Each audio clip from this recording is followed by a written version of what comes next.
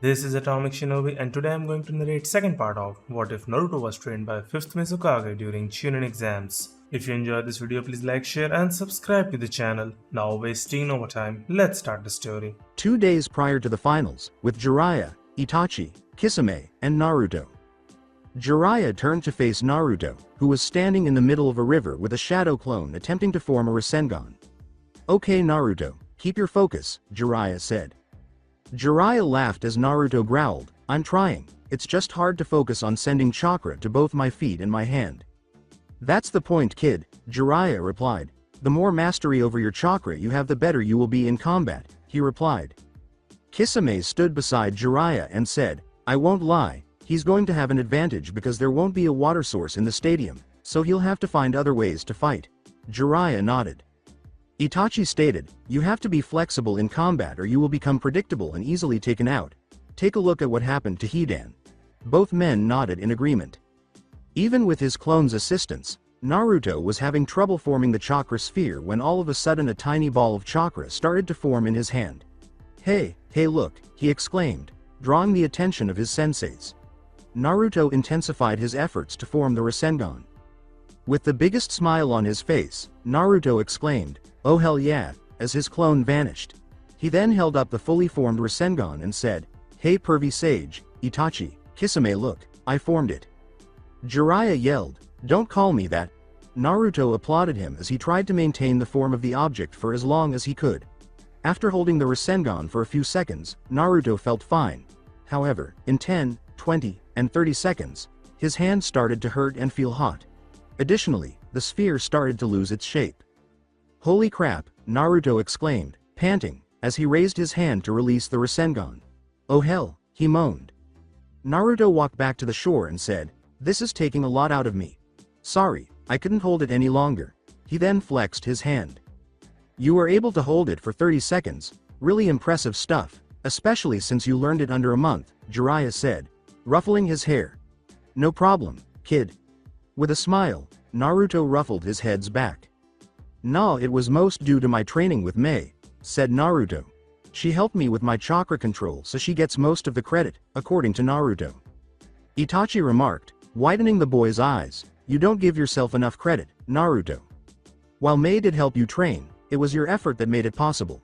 You did this, not Mei." Naruto grinned in response.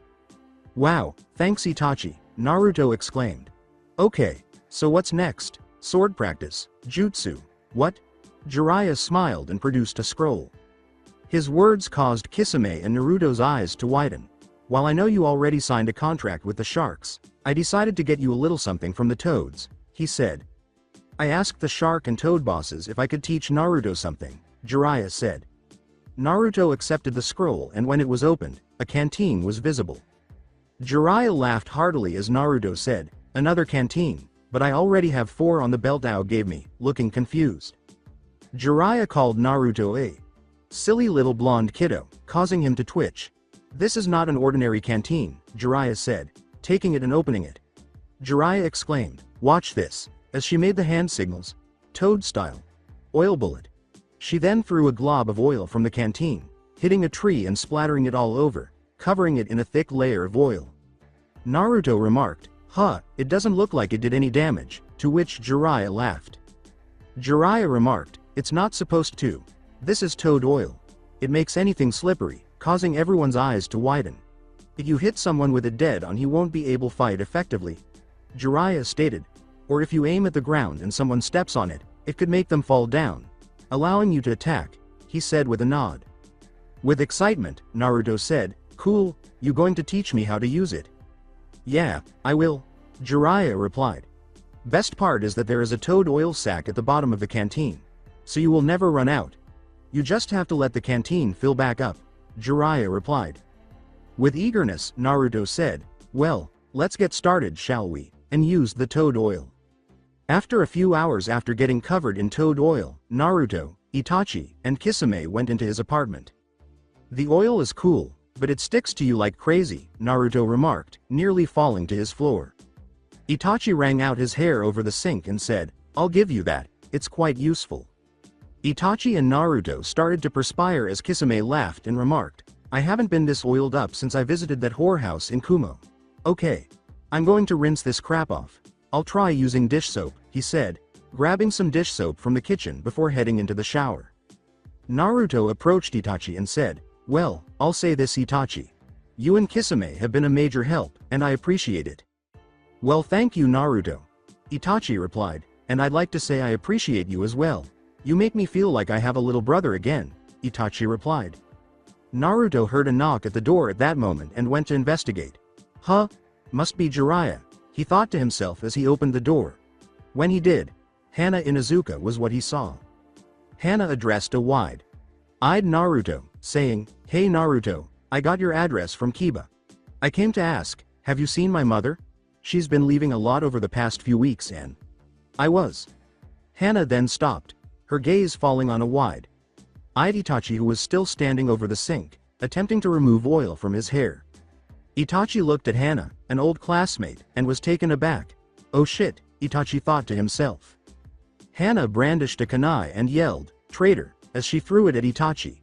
Itachi attempted to catch it, but his greasy hands kept him from doing so as it fell to the ground. "Naruto, stand back. This man is a criminal," Hana yelled as she grabbed Naruto and pulled him behind her.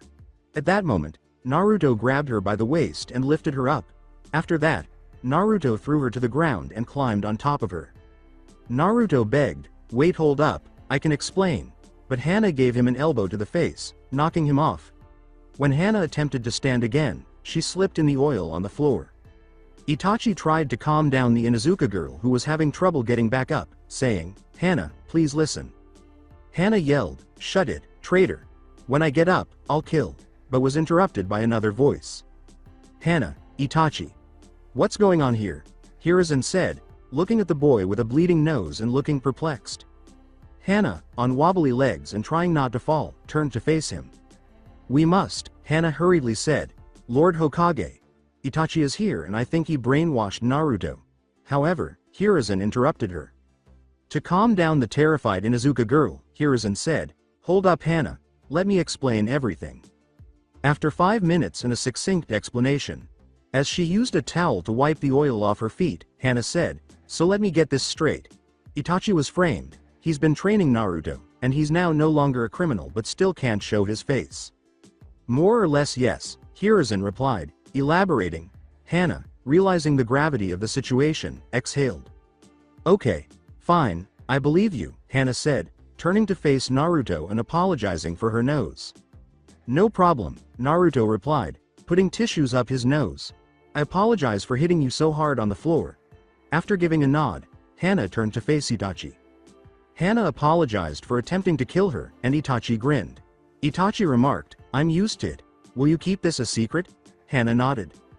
Hiruzen paled as Hana replied, "Yes, I will." Getting back up. "Okay, I'm leaving now. I still have to go find my mom." "Where the hell could she be?" Hana said. Hana nodded as Hiruzen said, "I'm not sure, I haven't seen her since our meeting this morning." As she walked out the door, Hana said, "Okay, then I guess I better get going." With a sigh of relief, Hiruzen looked up to see Itachi and Naruto staring at him, perplexed by what he had done. Hiruzen rubbed the back of his head and remarked, "Yeah, it's kind of a funny story." At that moment, Kisame emerged from the shower, clad only in a towel around his waist. Kisame looked around and remarked, "Man, that dish soap worked pretty good. What happened? Did I miss something?" he inquired. The day following, the finals day, Karin was standing with Naruto, attempting to calm him down as he stood nervously by the front gate, waiting for Mei to arrive. "Naruto, calm down. She's going to arrive, so just unwind," Karin advised, and Naruto inhaled deeply.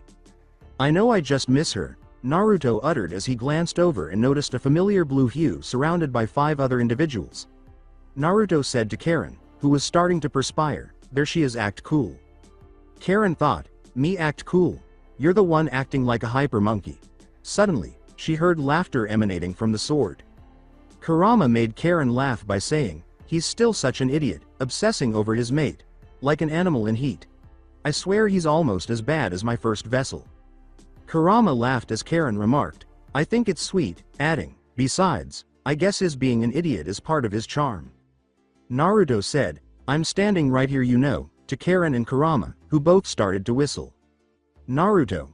Mei walked up to greet him. After taking off his sword, Naruto gave it to Karin, who was holding it for him. "Hey Mei, what's up?" Naruto asked, giving Mei a hug in return.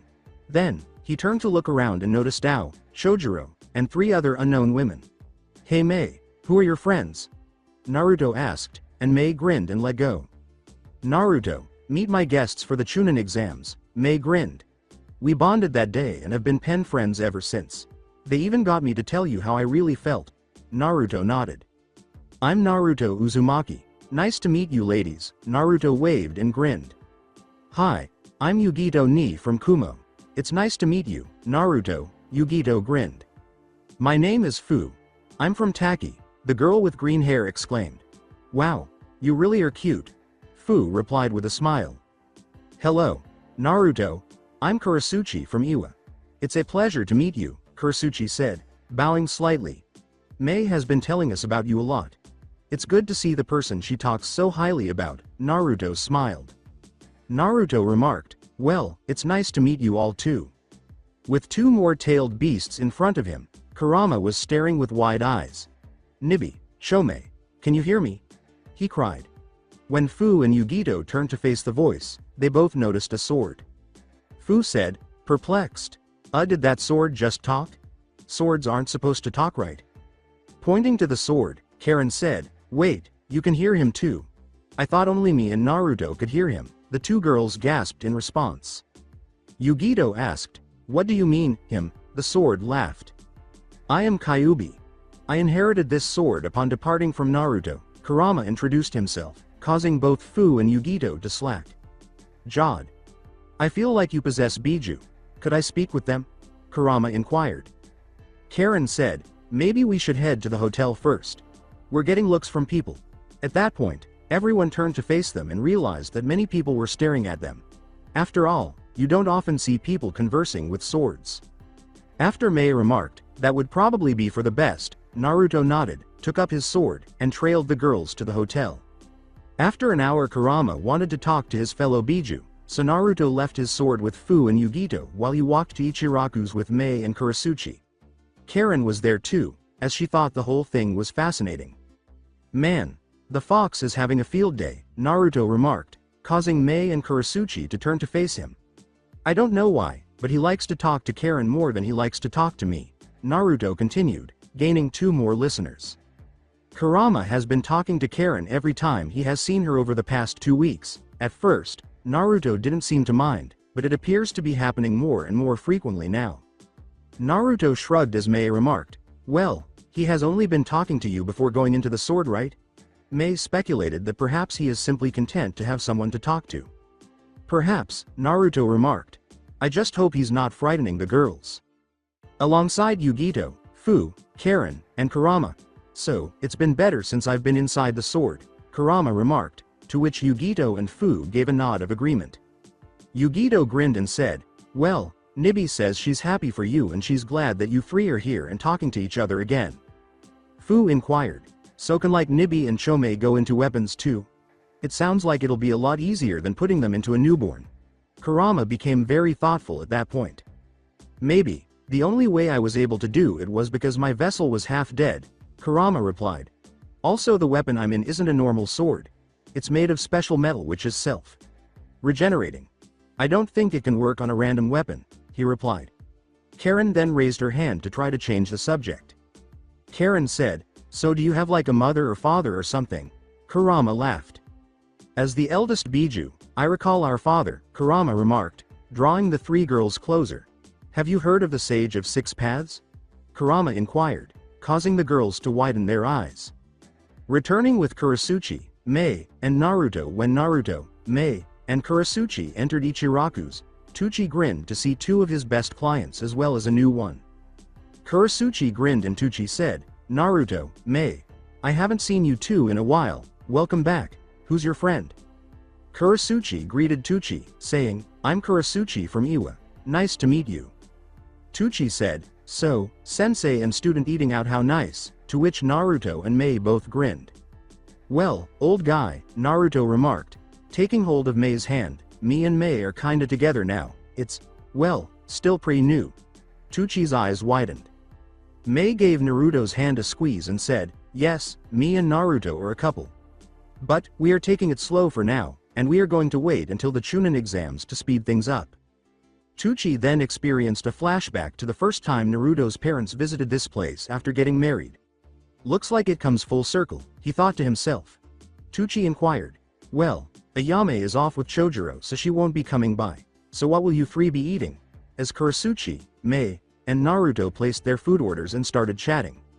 Later that evening while watching a movie on TV, Naruto and Mei were snuggled up on the bed in Mei's hotel room. Naruto grinned and said, tomorrow is the big day. I get to show my stuff, kick Sasuke's ass, and rub it all in Kakashi's stupid face.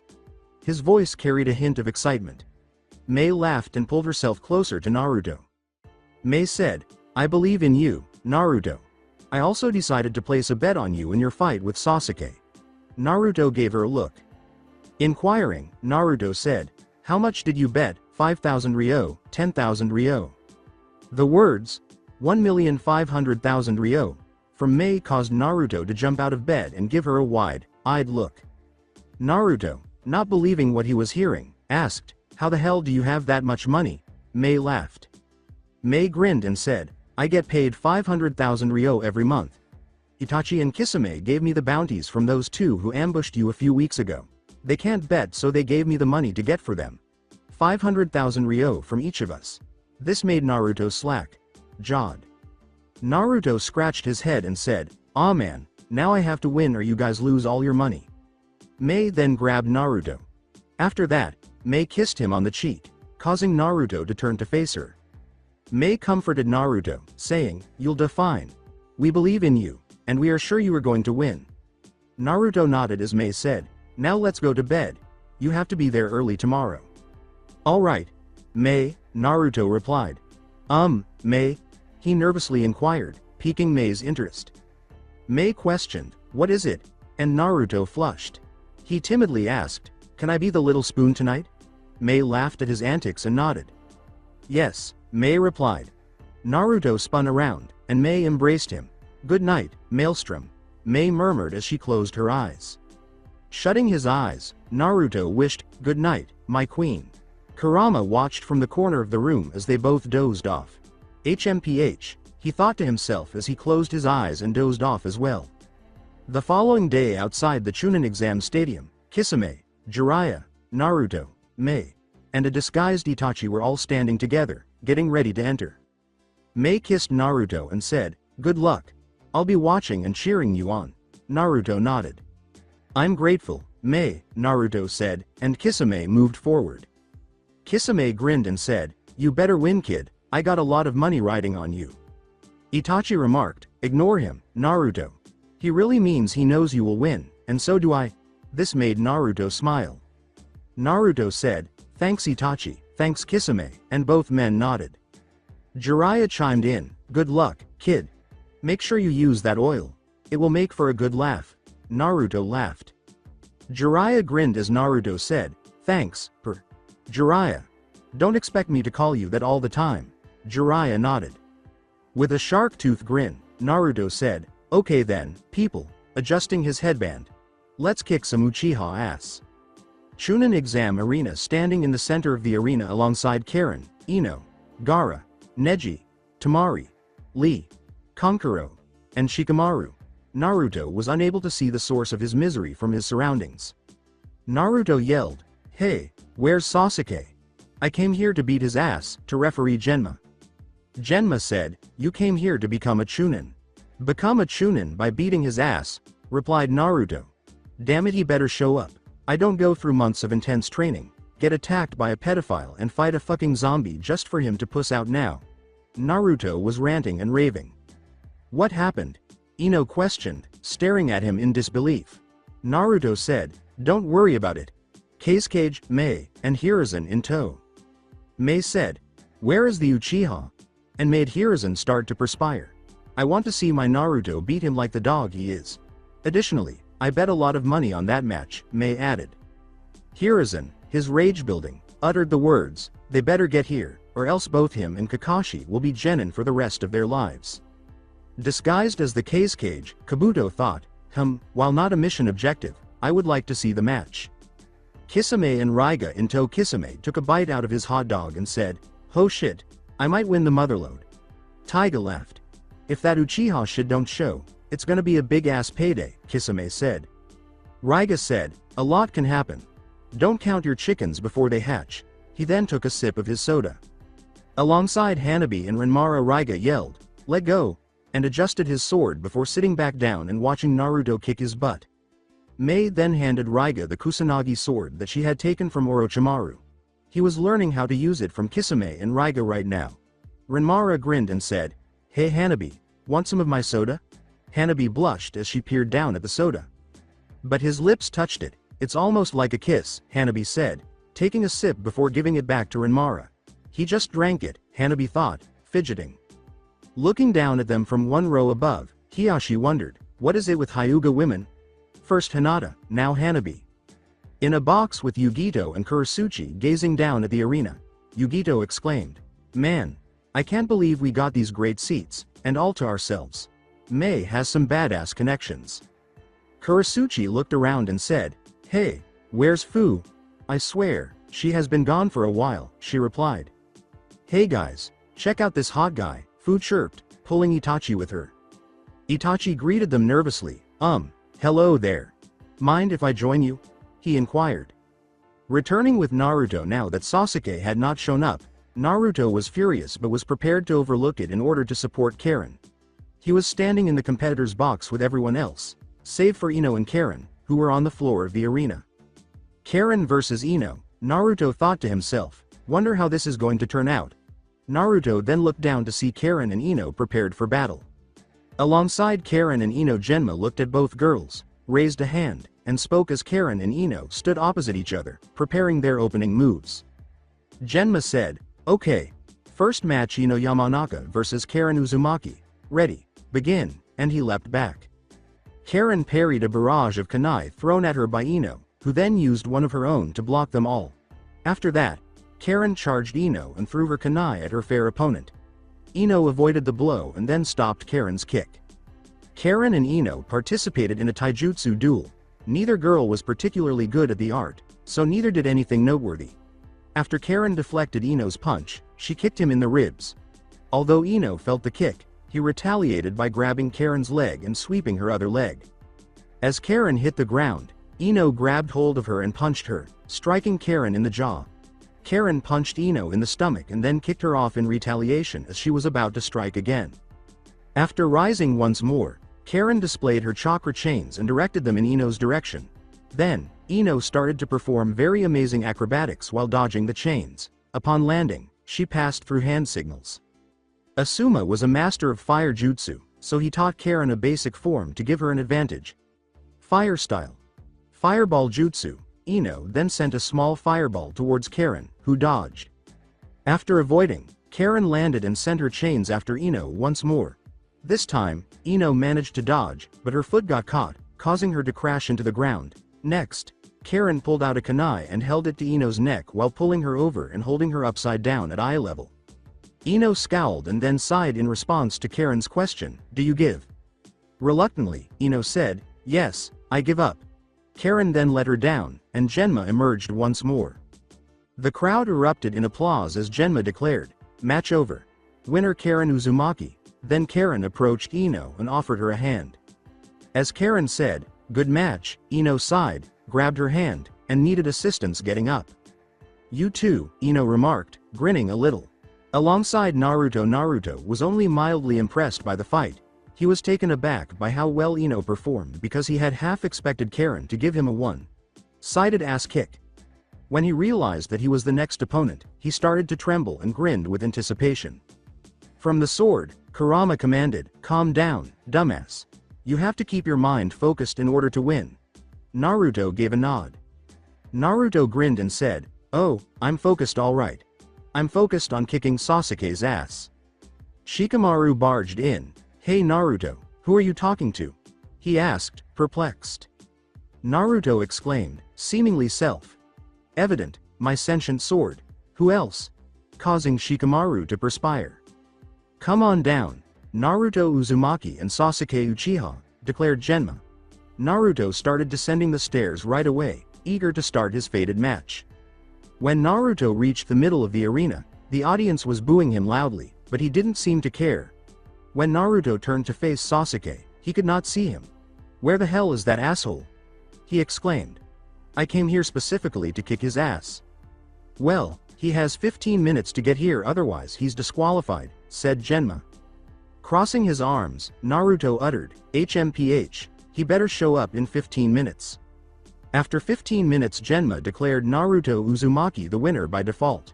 As Mei, Anko, and Karin attempted to drag Naruto from the arena, he yelled, "No, no goddamn way. I didn't train my ass to win by default," he protested. Sasuke and Kakashi were standing in the center of the arena when a swirl of leaves appeared, interrupting Genma's sentence, "Sorry kid, but..." "I apologize for being late," Kakashi said idly. Genma said, "Yes, you are. Sasuke is disqualified," which caused Sasuke and Kakashi to widen their eyes. "Now, how about," Genma started, then paused. "You know what, fuck it. I'm in charge of this exam," Genma replied. "Sasuke Uchiha has arrived. He is still disqualified, but if he so chooses, he can still fight," he responded. With a furious expression on his face, Sasuke turned to face the scowling Naruto, who was being restrained by 3 women. "I'll fight," Sasuke declared, to the cheers of the assembled spectators. Genma said, "Okay then, Naruto Uzumaki stay here," and Naruto was released. To the astonishment of the assembled crowd, Mei wished Naruto luck while pecking him on the cheek. Anko gave him a butt shake and a "good luck stud" comment, causing him to blush with shame. Karin wished Kurama luck. "Well, I'm the one fighting," an offended Naruto remarked, causing Karin to flush and itch her forehead. Karin said, "And good luck to you too, Naruto," before bolting from the arena. Then, turning to face Sasuke, Naruto grinned and said, "It's about time we got to fight. Tell you what, I promise not to mess up that pretty boy face of yours too bad." Sasuke laughed. "I'm going to show everyone that I'm an elite, while you are nothing but a clan less loser," Sasuke snarled. "You don't stand a chance, loser." In the upper level, when Sasuke finally arrived, Sakura Haruno was grinning. "Yay, Sasuke showed up," Sakura thought to herself. "Now he can put that idiot Naruto back in his place." Sakura then concentrated on the fight below, eager to see Sasuke take on Naruto. Returning with Sasuke and Naruto. "All right, enough shit talk," Genma uttered. "Sasuke Uchiha versus Naruto Uzumaki. Let's get started." Then Genma leapt away, and Sasuke used his Sharingan in time to avoid getting struck in the face by Naruto's fist. Sasuke was sent skidding across the floor by Naruto's punch. The spectators were taken aback because they had not anticipated Naruto moving so quickly. After that, Sasuke stood back up and performed the hand signals for the fire style fireball jutsu. He then shot a sizable fireball in Naruto's direction. After that, Naruto went over hand signals by himself. Water style water wall. Naruto proceeded to create a wall of water in front of him by draining the water from his canteens. This caused the fireball to become less powerful, allowing Naruto to use his sword as a fan to extinguish the flames. With no intention of pausing, Naruto lunged towards Sasuke, switching to his blade's blunt side. Sasuke ducked under the enormous sword as Naruto slashed at him, spinning around with the sword's momentum. Next, Naruto gave Sasuke another spin kick to the face, causing him to skid across the floor. In the grandstands, after initially believing that Sasuke would prevail, Kakashi started to worry since Naruto was basically controlling the fight.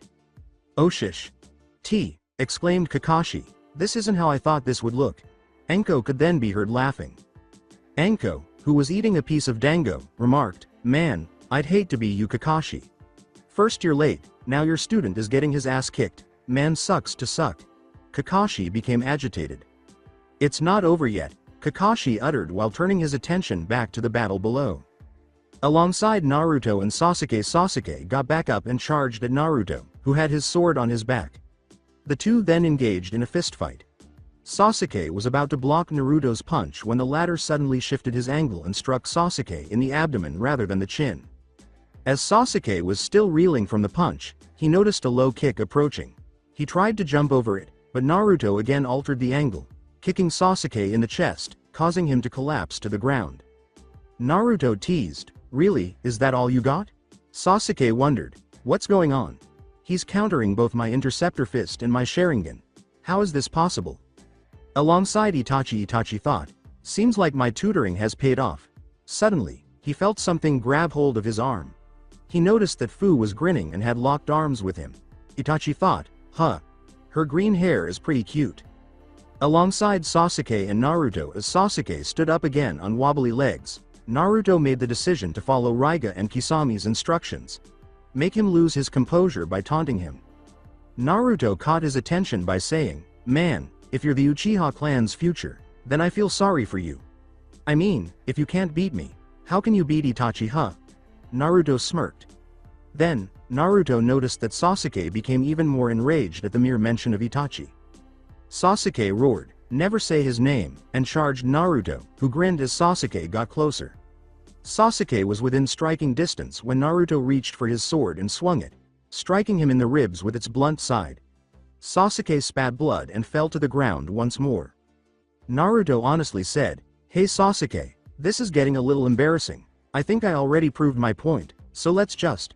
Before Sasuke started making hand signs once more.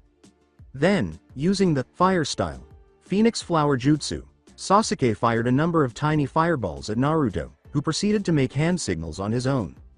Water style Water Shark Bomb, Naruto fired a single shark bomb at the tiny fireballs with his refilled canteens, causing the two justice to collide and cancel each other out. After using a second set of hand signals, Toad style Toad Oil Slick, Naruto threw an oil ball in Sasuke's direction. After being struck by the oil squarely, Sasuke stumbled and fell several times before trying to stand up again. Naruto started, "Hey Sasuke, this is silly, just give up and..." As he made his way through the hand signals, Sasuke yelled, "Never! I will never lose to a reject like you," he roared, holding his hand down as lightning started to crackle. Alongside Kakashi fearing for his life, Kakashi only taught Sasuke that move as a backup plan in case he had to battle Gaara. He had no intention of Sasuke using it against any other Konoha shinobi, let alone Naruto. As he started to dash down the stairs, Kakashi yelled, "Sasuke, stop, don't do it." Alongside Naruto was terrified as he watched Sasuke charge up a Chidori because he knew what that jutsu had done to Haku and didn't want that to happen to him. Then he noticed something else. Sasuke was wearing an oil with a water base and charging lights. Naruto yelled, "Sasuke, stop, don't charge up that jutsu," but it was already too late.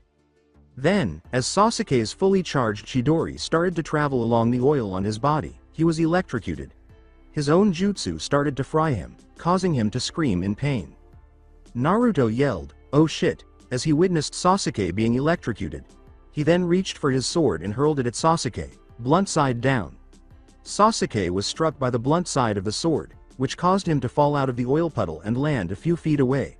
The Chidori then started to fade, and Sasuke just lay there unconscious.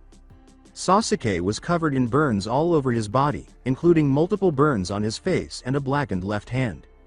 As he turned to face Sasuke, Naruto exclaimed, "Holy shit."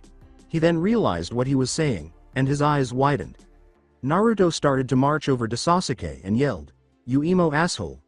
You were trying to kill me just now," but Genma stopped him. After Genma yelled, "Stop, it's over, don't spoil your victory," Kakashi touched down next to Naruto. "Naruto, I'm sorry, I swear I didn't expect him to use that jutsu on you," Kakashi responded. "I would never allow him to use that jutsu on a comrade. I made him promise," Kakashi replied with sincerity. It was Sasuke, not Kakashi, that had Naruto so furiously angry. Although Naruto was half tempted to take out his sword and sever Sasuke in two to complete the task, he chose to put down his sword and turn to leave. "Fuck him," Naruto yelled, grabbing his attention. "Kakashi-sensei," he added. "When he wakes up, give the bastard a spanking," he said, and Kakashi grinned. "I'm going to haze the living daylights out of him when he wakes up," declared Kakashi, to which Naruto laughed and turned to leave. Genma yelled, "Winner Naruto Uzumaki," to a split crowd. The Kyuubi Brad defeated the Uchiha, and half of the audience booed. The other half cheered for Naruto, unable to believe Sasuke was going to kill him for such a small matter. Alongside Naruto, as Naruto approached the cage box, he witnessed Mei and Hiruzen leave. Mei yelled, "Naruto, you won," embracing him as she did so. "I knew you could do it," she added. Grinning, Naruto gave her a hug in return. Naruto remarked, "Well, you deserve most of the credit. Without your training, I never would have made it this far." Naruto grinned and Hiruzen said, "Nonsense, Naruto. You did this by your own willpower. Mei and the others just guided you in the right direction." "Thank you very much," Naruto replied, growing serious.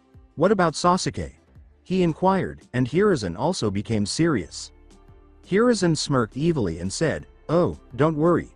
I will deal with it personally." Naruto then interrupted. To their surprise, Naruto said, "Don't be too hard on Kakashi though. He may be lazy and an idiot, but he's not malicious," and Hiruzen nodded. Naruto nodded and Hiruzen said, "Very well, I won't punish him as much. You better get back to the competitor's booth. Don't want to miss the next matches," Hiruzen added. "I heard that," Naruto remarked before kissing Mei and starting to go. "Later later Mei," he uttered as he made his exit. Hiruzen laughed when Mei said, "Oh, he's so cute when he's happy, and he just won me, Kisame and Itachi 4.5 million ryo each," Mei continued, making Hiruzen wide-eyed. Hiruzen yelled, "Wait, how much?" And then, "I only bet 60,000 ryo. God damn it." He then turned to face Mei and walked back into the cage booth. Alongside Naruto as he approached the competitor's box, Naruto noticed Sakura approaching him with an angry expression. "Oh shish. Here we go," he thought to himself. Sakura yelled, "Naruto, you idiot," as she raised her fist once more. "How could you?" she started, but Naruto stopped her. She lost her breath when Naruto kicked her into a wall. Naruto walked past the girl with pink hair and wheezing, saying, "Fuck off, Haruno."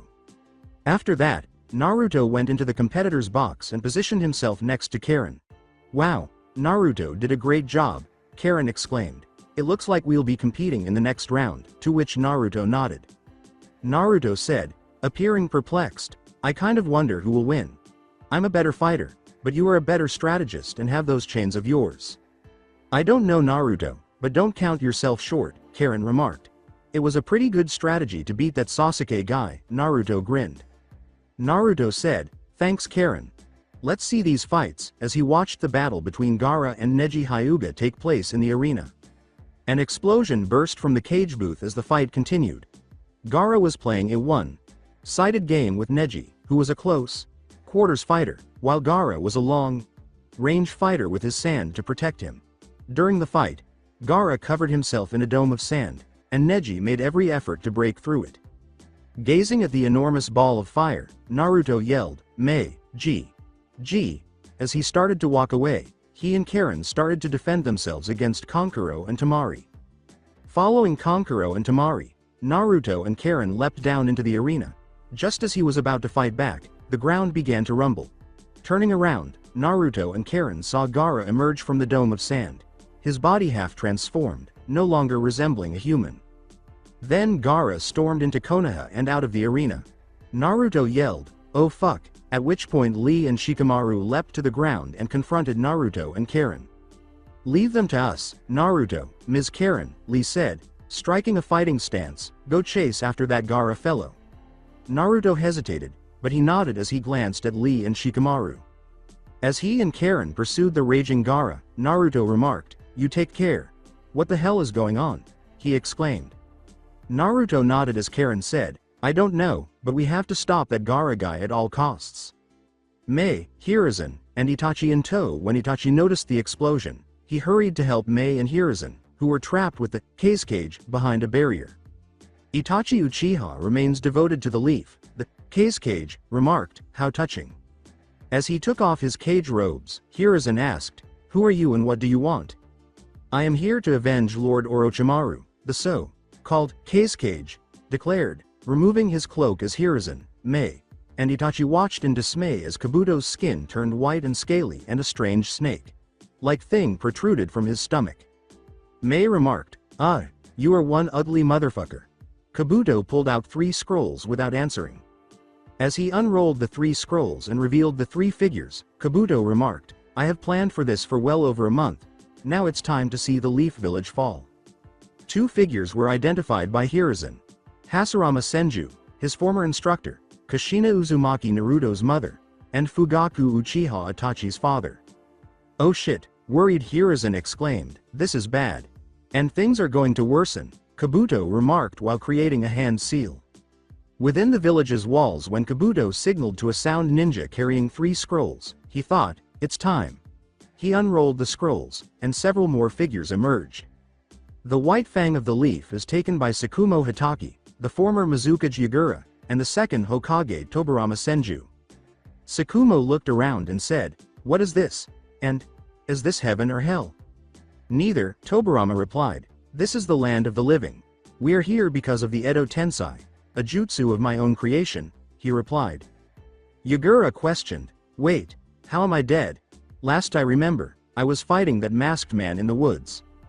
The 3 resurrected ninja leapt into the village prepared to start their portion of the leaf destruction when the sound ninja said, "Enough talk. You have your orders.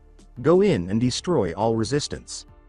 Alongside Naruto, a wave of dread passed over Naruto, but he chose to ignore it and pressed on through the village. Naruto thought to himself as he followed Gaara's trail of destruction, "Everyone please be safe." Alongside Karin and Naruto standing atop a roof, Naruto and Karin watched Shikaku rip apart the village center, both of them in awe of its destructive power. Hundreds of civilians were fleeing in terror below. They had not seen such destructive power since the Kyuubi attack more than 13 years prior. A number of Anbu and Chunin were battling ineffectively to halt the raging Biju. Naruto swallowed hard, fearing something. Who wouldn't be in the face of an overwhelming force tearing through the village? Naruto then forced himself to calm down and adopted a determined expression. "Karin, you two are the village's best chance of stopping Shikaku. Hold nothing back, use everything you got," Kurama said, grabbing Karin and Naruto's attention. Both of them nodded. Karin nodded, "Okay," and pulled 2 chakra chains from her back. After saying, "Okay Fox," Naruto started to release his Biju chakra, which eventually formed into his chakra armor. Naruto saw the world begin to turn red as the helmet took shape, and he had to fight the growing sense of hate and malice inside of him. Naruto exhaled in relief as the world started to return to normal. "All right, then," Naruto said, drawing his sword, "let's get started." He then accompanied Karin inside to start their battle. Alongside Mei, Itachi, and Hiruzen, Mei said, "Hiruzen, who are those people?" To which Hiruzen gave a grunt. "Fugaku Uchiha, former head of the Uchiha clan, head of the police and Itachi's father. Hashirama Senju, the first Hokage and one of my mentors. And Kushina Uzumaki, elite Chunin and Naruto's mother," Hiruzen said as Mei opened her eyes. "Naruto's mother," Mei uttered, and Kushina raised her voice in response. Hiruzen interrupted Kushina, saying, "Wait, Naruto's here? How old is he? How long have I been gone?" "Kushina, it's been 13 years, Hiruzen remarked. "Naruto is a ninja, and he was taking the Chunin exams as of 30 minutes ago." Kushina grinned in response. Kushina remarked, "Good for him. Does he have a lot of friends? What about a girlfriend?" Mei and Hiruzen coughed. Hiruzen remarked, "Well, Naruto has some friends, but most of the village hates him for holding the Kyuubi," to which Kushina gave a wide-eyed look. He added, "But he does have a girlfriend," which made Kushina take notice. Kushina questioned, "Really? What's her name? What's she like?" Mei raised her hand and answered. Mei Terumi greeted Kushina with a startling smile and said, "Hello. My name is Mei Terumi. I'm from Kiri, I'm the new Mizukage, and Naruto and I have been dating for about a month, though we've known each other a little longer than that." Kushina had a weak jaw. "Are you freaking serious?" Kushina exclaimed, pointing at Mei. "My son got a sexy, older girlfriend who happens to be the Mizukage," Kushina said, pointing at Mei. Mei nodded and grinned as Kushina said, "I'm just surprised, that's all, not that I'm upset or anything." Kushina blushed at the compliment. "None taken," Mei said, "although I must say I see where Naruto got his face. I think I would have liked him more with your color hair though, it looks pretty and exotic." Then Hiruzen started laughing, and Kushina gave him a look. Hiruzen said, rubbing the back of his neck, "If you think that's surprising." This got Kushina's attention. "I'm currently in a romantic relationship with your old friend Sume." Then Kushina started massaging her temples. "Wow, there's a lot to process here," Kushina exclaimed, rubbing her head. Kushina, kill the Mizukage. Fugaku, kill Itachi. And Hashirama, kill the Hokage, Kabuto said, commanding their full attention. As the three reanimated ninja charged at them, Hiruzen pulled out his staff, Itachi used his Sharingan, and Mei assumed her taijutsu stance. Alongside Guy and Kakashi, Tsukumo dodged and kicked Kakashi in the ribs as he lunged forward with his lightning attack, calling out, "Reikari!" to his reanimated father. Then, with his short sword drawn, Tsukumo was ready to cut Kakashi with it, but Guy stopped him with his nun. Shucks. Guy tried to kick Tsukumo, but she jumped away, so Guy missed. After landing, Tsukumo remarked, "You have grown strong, Kakashi. You aren't a failure. Like me," Tsukumo continued, making Kakashi flinch. "You're incorrect, father," Kakashi remarked, drawing a kunai. I've failed all of my students. But I'm going to make amends, and I'll begin by sending you back to the afterlife," Tsukumo scowled. Tsukumo said, "I was in purgatory, waiting for you to ask for forgiveness. I was never in the afterlife, Kakashi," to which Kakashi sighed. Tsukumo grinned as Kakashi remarked, "I understand. I do forgive you. It's taken me a long time and lots of failure on my part, but I see why you did what you did." Tsukumo said, "Thank you, Kakashi. Please stop me now. I want to see your mother again." Kakashi nodded. "All right, Dad," replied Kakashi, and he and Guy entered the building once more in an attempt to stop the resurrected White Fang of Konoha. With Jiraiya and Kisame, the second reanimated Hokage dodged under the enormous sword as Kisame swung Samahada at him. Tobirama then punched Kisame in the gut, sending him flying back. Kisame stopped himself by digging his heels into the ground and proceeded to use hand signs. Water style. Water shark bomb jutsu. Kisame then used chakra to create water and fired 6 water sharks at Tobirama, who used hand signals to communicate with him. Water style. Water wall. Tobirama also used chakra to create a massive wall of water, which stopped the water sharks when they struck it. Tobirama's respite was short-lived, as Jiraiya appeared directly behind the water sharks, brandishing a Rasengan that pierced the water wall and struck Tobirama in the left chest. Unfazed, Tobirama kicked Jiraiya in the side, causing him to skid on the ground. As his injuries started to heal, he laughed. Tobirama exclaimed, "Wow, I never imagined I'd see another living being as skilled at water jutsu as me," to which Kisame responded with a sly smirk. Kisame introduced himself, "Well, I'm from Kiri and one of the 7 swordsmen," to which Tobirama nodded. Tobirama then turned to face Jiraiya. "And I've never seen one of the best jutsus," he remarked, to which Jiraiya grinned. Jiraiya said, "It's actually one of my students. He was a sealing and ninjutsu specialist. He makes me look like a joke." Tobirama nodded. To Jiraiya's surprise, Tobirama said, "Well, I created this jutsu so I can tell you this. Use a chakra restraining seal then a paralyzing seal. Once you put those on me, I'll walk you through what to do next." Jiraiya and Kisame nodded as he said, "I wish to assist you, but you must break me free of my bondage first." Kisame said, getting ready again, "Well, don't cry if we accidentally kill you. After all, I have a student that I have to help as soon as I can." Tobirama nodded.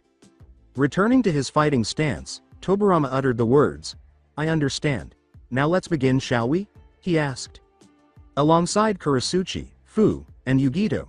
"Take this," Yugito yelled as she slashed at Yagura with her claws. Yagura used his staff to block the blow, but a bright light soon blinded him.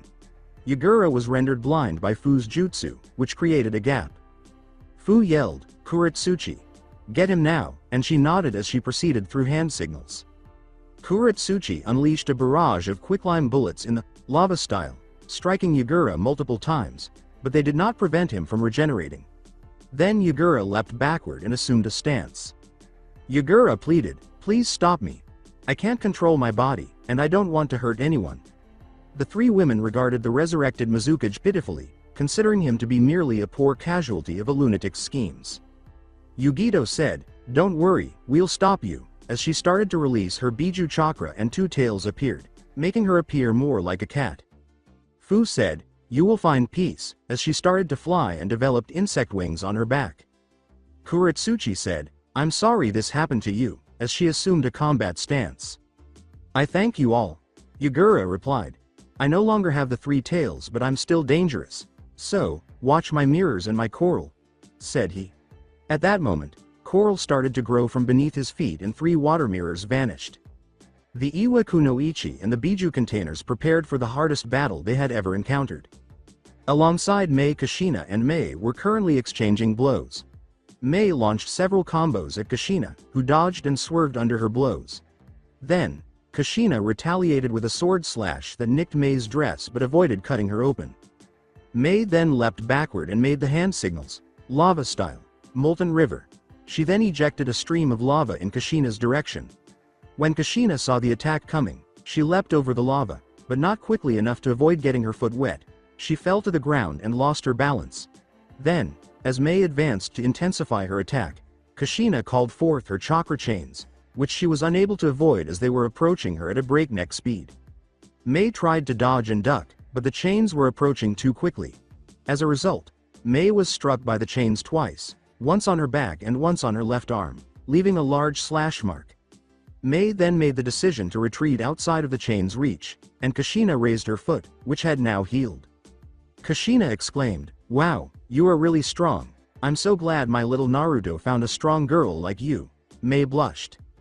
Mei returned to her original stance and smiled, saying, "Thank you. It means a lot to me that you said that." Mei nodded and Kushina said, "Let's continue, shall we?" The two ladies charged at one another and resumed their fight. Alongside Itachi, fire style, fireball jutsu, Itachi fired a fireball at Fugaku, who retaliated with a fireball of his own that was just as potent. When the two jutsu collided and produced a massive conflagration that neutralized each other, Fugaku had to defend himself against Itachi, who was closing the gap. Fugaku blocked Itachi's punch and countered with one of his own. Itachi blocked and grabbed Fugaku's arm, flipping him over so that he could catch himself before he hit the ground. Then, in an attempt to kick Itachi in the side of the head, Fugaku jumped back, avoiding the kick. After that, Fugaku got back up and pursued Itachi, going on the attack. Fugaku angrily remarked, "You disappoint me, Itachi. I taught you everything you know. How could you possibly beat me in a fight?" Itachi said, grabbing the arm that was about to strike him. Fugaku prepared to parry a blow from Itachi. "You didn't teach me everything." But Itachi's headbutt on his nose, which sank his face, took him off guard. Itachi then swept Fugaku's feet out from under him and punched him across the roof. Itachi recalled that Naruto had headbutted him during a sparring session, giving him the only real blow of the fight. "I learned that from Naruto," Itachi remarked. With a fierce expression on his face and his Sharingan blazing, Fugaku stood back up and declared, "You will pay for that, Itachi, and you will pay for slaughtering the clan." With a sigh, Itachi started to shape his flawed Susanoo. "With all honesty, father," Itachi replied, "I should have been more thorough. Sasuke has turned into the exact opposite of how I wanted him to be," he replied. As his Susanoo formed and prepared its sword for battle, Itachi uttered, "I am not sorry for my sins. I am and will always be a murderer. However," he added, "I must say, I will enjoy killing you for a second time. Only this time I'll be even more justified." Alongside Hiruzen in a fast-paced taijutsu match, Hiruzen and Hashirama battled each other using Hiruzen's bow staff. When Hashirama closed in on Hiruzen and blocked him with his staff, Hiruzen struck him in the chest, disarming him of his staff. Just as Hashirama was about to strike Hiruzen with the staff, Enma, the Monkey King, appeared on the staff. Enma yelled, "Unhand me, boy," and slashed his claws across Hashirama's back of the head, hitting him squarely. Hashirama was taken completely by surprise.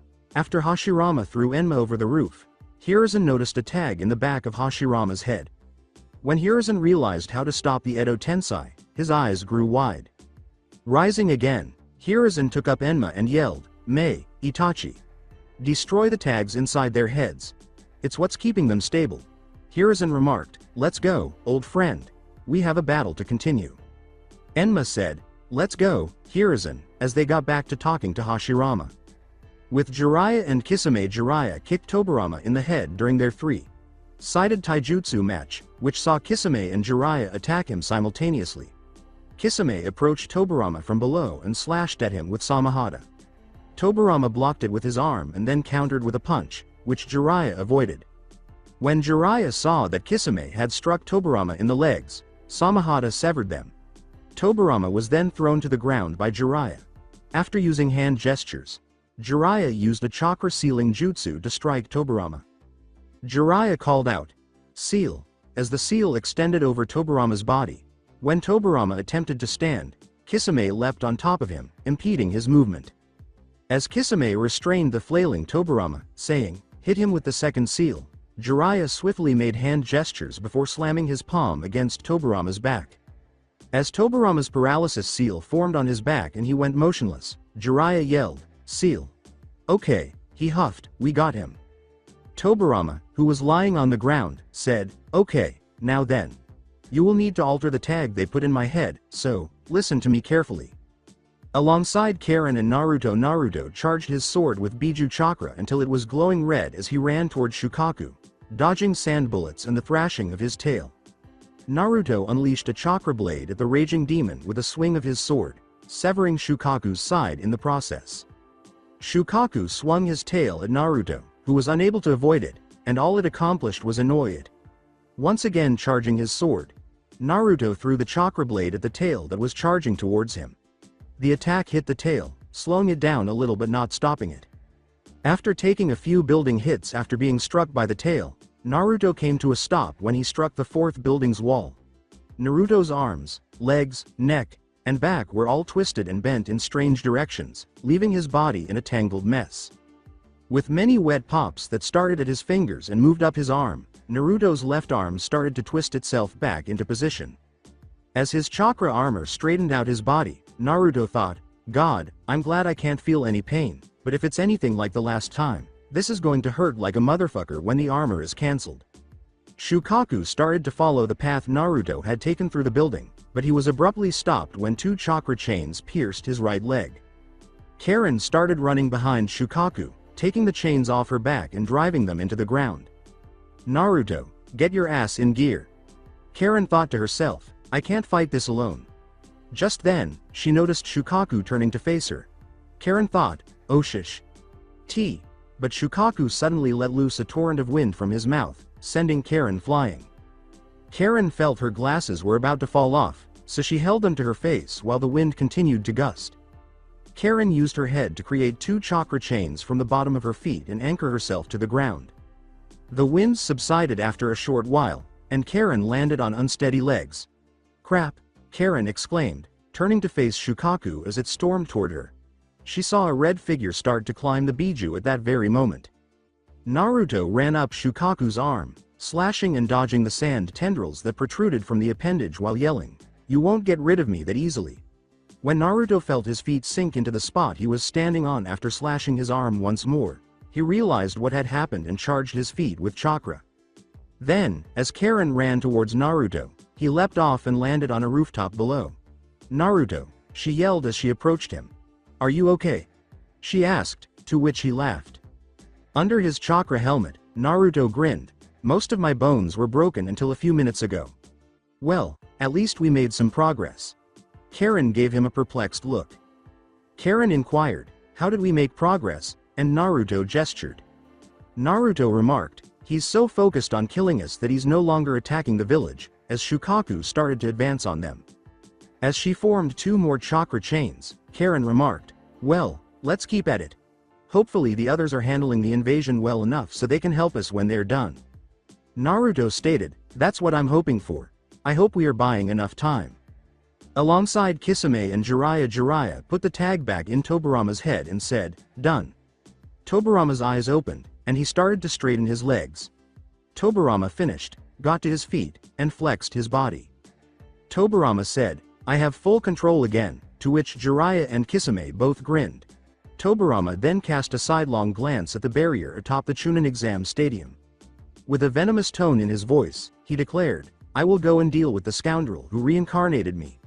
You two deal with the other two who were with me." With that, he started to sprint across the village. Jiraiya nodded as Kisame turned to face the other way and remarked, "Looks like the tides are turning. I'm heading to that battle to the north of us. Call me suspicious, but I think I recognize that chakra signature." Jiraiya turned to face that direction and said, "I think I saw Kakashi along with Guy fighting his father over there." Kisame raised an eyebrow at that.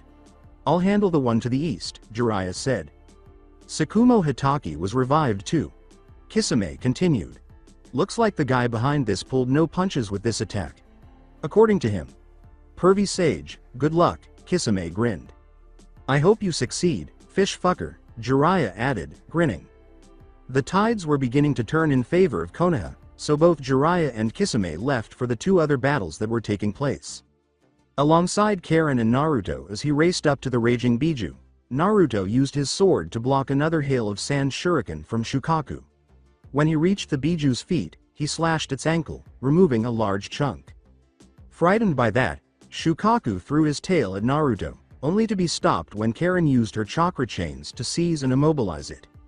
Karin yelled, "Naruto move," and Naruto started to run behind Shikaku until he was in the proper position. Then, raising his sword above his head and charging it with Biju chakra, Naruto leapt to his feet and slashed down, severing the tail as it fell to the ground. Then, as Naruto ran alongside Karin and asked, "Did it work?" Karin nodded, and Shikaku let out a loud, anguished roar.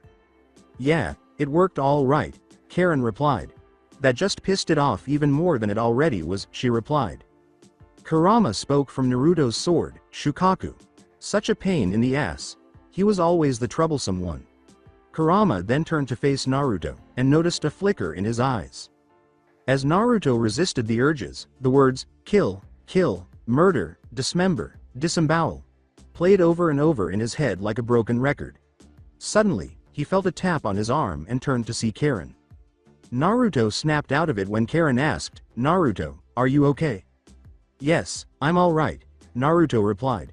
"That's better. We still have to fight it," Karin said, gesturing to Shikaku, whose tail was beginning to reform. Furious, Naruto snarled, "I'm a fucking genin. I'm not trained for this shit," and yelled, "Where the hell is Pervy Sage?" Alongside Jiraiya. As Jiraiya arrived at his destination to fight again, he witnessed Tsukumo Hitaki kicking Guy and Kakashi in the ass. Jiraiya thought to himself, it had to be him. Guy kicked Tsukumo, who dodged it and kicked back, nailing Guy in the jaw. Tsukumo then struck Guy in the chest with his short sword, slicing through Guy's jaw and vest. Guy let out a painful cry as he collapsed to the ground. Tsukumo was about to deliver the final blow when Kakashi intervened. When Kakashi realized that one of the kunai had an explosive tag on it, he unleashed a hail of kunai at Tsukumo, who took them all into his back because he was already dead. The explosion split Tsukumo in half, destroying his lower half. Kakashi then dashed to clear the guy out of the way. Kakashi asked his injured comrade, "Guy, are you okay?" And Guy got to his feet with wobbly legs. Guy grinned and said, "I'm too young to die from such a small wound, Kakashi."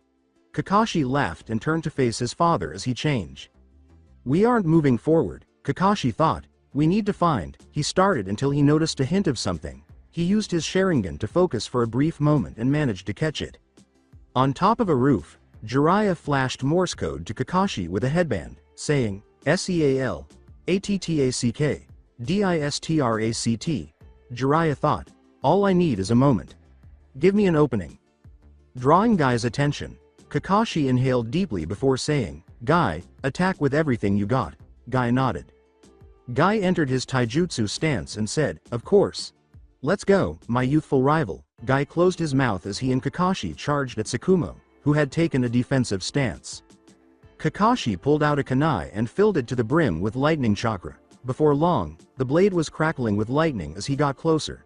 After striking out with the kunai and locking blades with his father, Tsukumo and Kakashi started fighting each other. Tsukumo shifted into a rising slashing position and cut Kakashi after the latter tried to nick his father's stomach with a slash. The only thing that kept Kakashi alive was his flak vest, which absorbed some of the blow.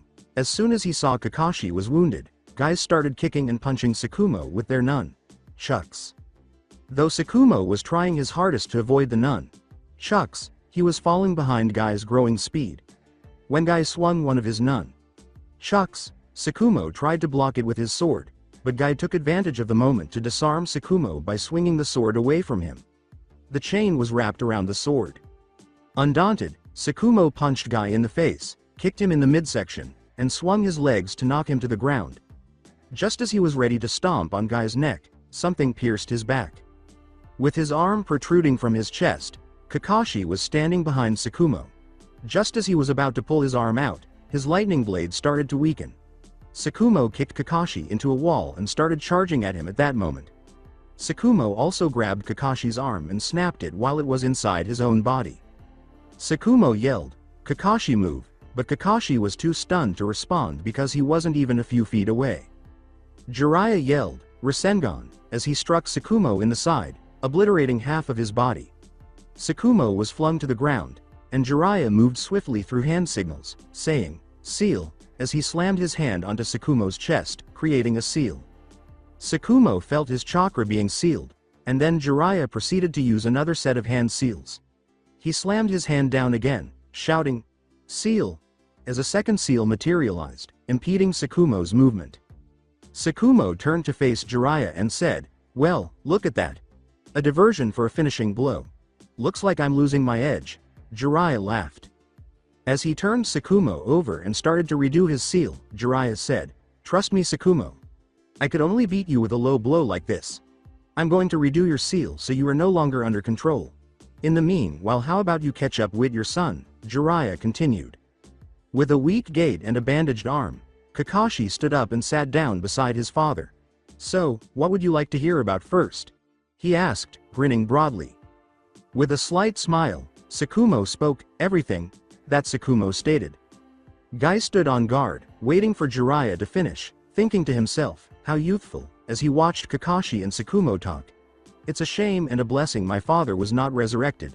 God, what I wouldn't give to talk and spar with my old man. Alongside Kurasuchi, Yugito, Fu, and Kisame.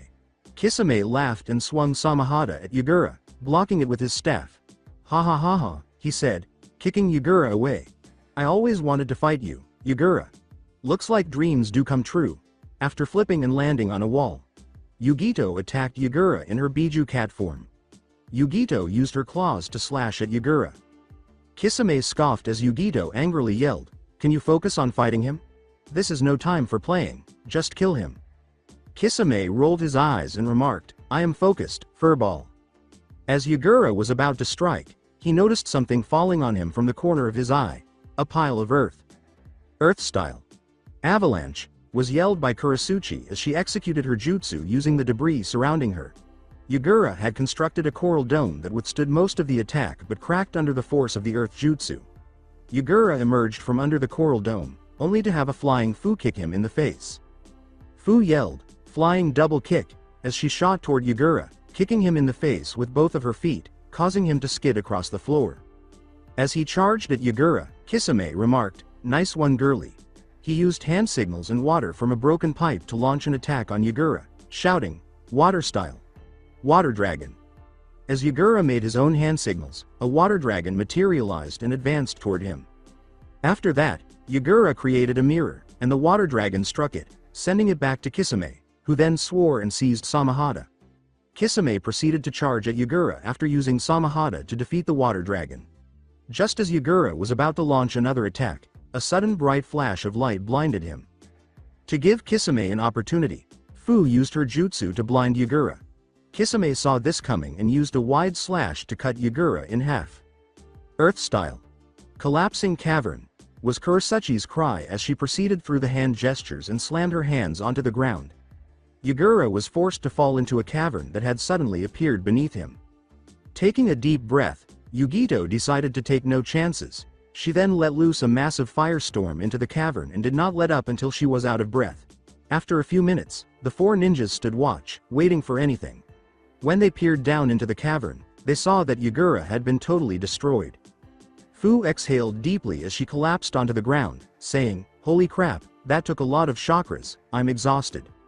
Yugito's Biju chakra vanished as she leaned against a wall and moaned, "I think that staff broke some of my ribs," pulling up her shirt to reveal a noticeable bruise on her ribs. "Damn," she exclaimed. "Let me assist you here," Kurasuchi said as he approached Yugito's injuries. "It's okay, girls. I can handle ourselves," Kisame said, getting their nods. "Good, because now I have to go and deal with that," he added, gesturing to Shikaku who was far away. "Have caution," Fu warned. "Chomei claims Shikaku is insane and destructive," to which Kisame chuckled. "So am I, girly," Kisame exclaimed as he threw Samahada over his shoulder and started to sprint in Shukaku's direction. "Hold on, kid, I'm coming." he thought to himself as he raced through the engulfed village. Using Tobarama when Tobarama Senju arrived at the roof of the Chunin exam arena, he said, "Ah, the 4 Violate Flames formation," as he approached the barrier and passed through hand signals. "Impressive, but not impressive enough," he added. Observing, Tayuya started to yell, "Holy shit, what are you doing, fucker?" Tobarama brushed her aside and slammed his hands against the barrier. After the barrier developed a seal, it started to close. Tayuya yelled, "Fuck," as she looked around and started yelling, "Sakin, Jirobo, Kitamaru. Stop this fucking." She continued until a flash went out and all 3 of her allies were beheaded. When Tayuya realized that Tobarama was in front of her, she became terrified and said, "A lady should not use such vulgar language." Tobarama then chopped Tayuya on the neck, knocking her unconscious, and grabbed her to keep her from falling to the ground. Tobarama laid the woman down on the ground and said, "I do not believe in killing women. You are very fortunate. Now then, where is elder brother?" he asked as he started to leave. Alongside Hiruzen, when Hiruzen witnessed the barrier being destroyed, he grinned and thought, "Looks like the tables have turned." However, he was abruptly startled out of his reverie by Hashirama's blow. As he looked around, Kabuto yelled, "Someone destroyed the barrier. Who could have done that?" Tobarama said, "I did," as he approached Kabuto with the intention of killing him and sent waves of fear and panic rolling off him. "You disrespectful insect. How dare you use my own jutsu on me," he yelled. Kabuto yelled, "Hashirama, disengage and stop him." Hiruzen was sent skidding across the floor as a result of Hashirama's kick to the chest, and he then charged his brother. Hashirama tried to kick Tobarama in the head, but Tobarama ducked and punched his brothers in the face in return. "Tobarama, look out," Hashirama yelled. After that, Tobarama interrupted Hashirama's attack with a series of punches and kicks before using hand signals. Tobarama then unleashed a powerful water jet from his mouth in a move known as Water Style, Water Dragon Roar. Hashirama was hit by the jutsu, which destroyed both him and the seal that kept him in the world of the living. The jutsu hit the wall on the opposite side of the village without stopping. "A little overkill, but the results are the same," Tobarama remarked, turning to face Kabuto. "Now for you," he added. Kabuto started to get scared because Tobarama had just destroyed one of his Edo Tensei as if it were a little inconvenience. "Wait," Kabuto cried, "you don't have to do this. I can." But Tobarama was not paying attention. Tobarama turned to Hiruzen and said, "Save your breath, boy. There will be no quarter for you." Tobarama said, "Hiruzen, could you help me get rid of this pest?" And Hiruzen nodded. As he prepared, Hiruzen remarked, "Of course, Tobarama-sensei. I always dreamed of the day we would fight side by side again." He grinned. With a growl, Kabuto realized that his plan was failing and he yelled, "I will not stand for this. And I will avenge Lord Orochimaru if it's the last thing I do," before charging both cages. Alongside Mei, as Mei saw that the barrier had been removed, she grinned and thought, "Finally, some breathing room." Kushina saw this and followed Mei down, landing on the dirt below the roof. Kushina started to push Mei as she was making hand signals. Then, in Earth Style, Mud River, Mei sent a powerful stream of mud in Kushina's direction. In response, Kushina leapt to his feet and launched a chakra chain in Mei's direction. After Mei avoided the chain, she noticed it sticking into the wall behind her. Kushina quickly started to move in Mei's direction, getting ready to sever Mei's head with her sword. Kushina was too close for Mei to move, and there was a clang as Kushina's blade got close to Mei's neck. Kushina spun around to find a silver-haired man with a short sword blocking her blow. Upon closer inspection, she discovered that he was also an Edo Tensei. Kushina was then thrown around by the man, who grabbed her wrist and kicked her, sending her flying before she touched down. Tsukumo turned to face Mei and said, "That was close. Are you okay, Ms.?" he asked, to which Mei nodded. "Yes, I'm all right," Mei said, perplexed. "Who are you?" she inquired. Mei's mouth dropped when Tsukumo introduced her to Mei, Tsukumo Hitaki, the White Fang of the Leaf. She was staring at one of the most powerful and well-dressed ninjas in Leaf Village history. Kushina exclaimed, "Tsukumo Hitaki," grabbing their attention and saying, "Oh my god, I can't believe it's you, oh man, I'm so lucky." Kushina became a total fangirl. Kushina, staring into space, exclaimed, breathing heavily, "You are such an inspiration. Your sword prowess is legendary even where I'm from Inuzu." I never got to meet you when you were alive, but I'm such a huge fan. You inspire me to be the best swordswoman I could be. Rubbing the back of his head in embarrassment, Tsukumo said, I'm so glad to hear that. Kushina started squealing as Tsukumo continued, I'm always happy to meet a fellow Kenjutsu user. Especially such a beautiful one as yourself. Kushina exclaimed, oh my god, Tsukumo Hitaki thinks I'm pretty, earning Mei a checkmark. Mei yelled, you're acting like a total fangirl when you're in a life or death situation, to Kushina's huff. It seems like I've met my hero, Kushina exclaimed, crossing her arms.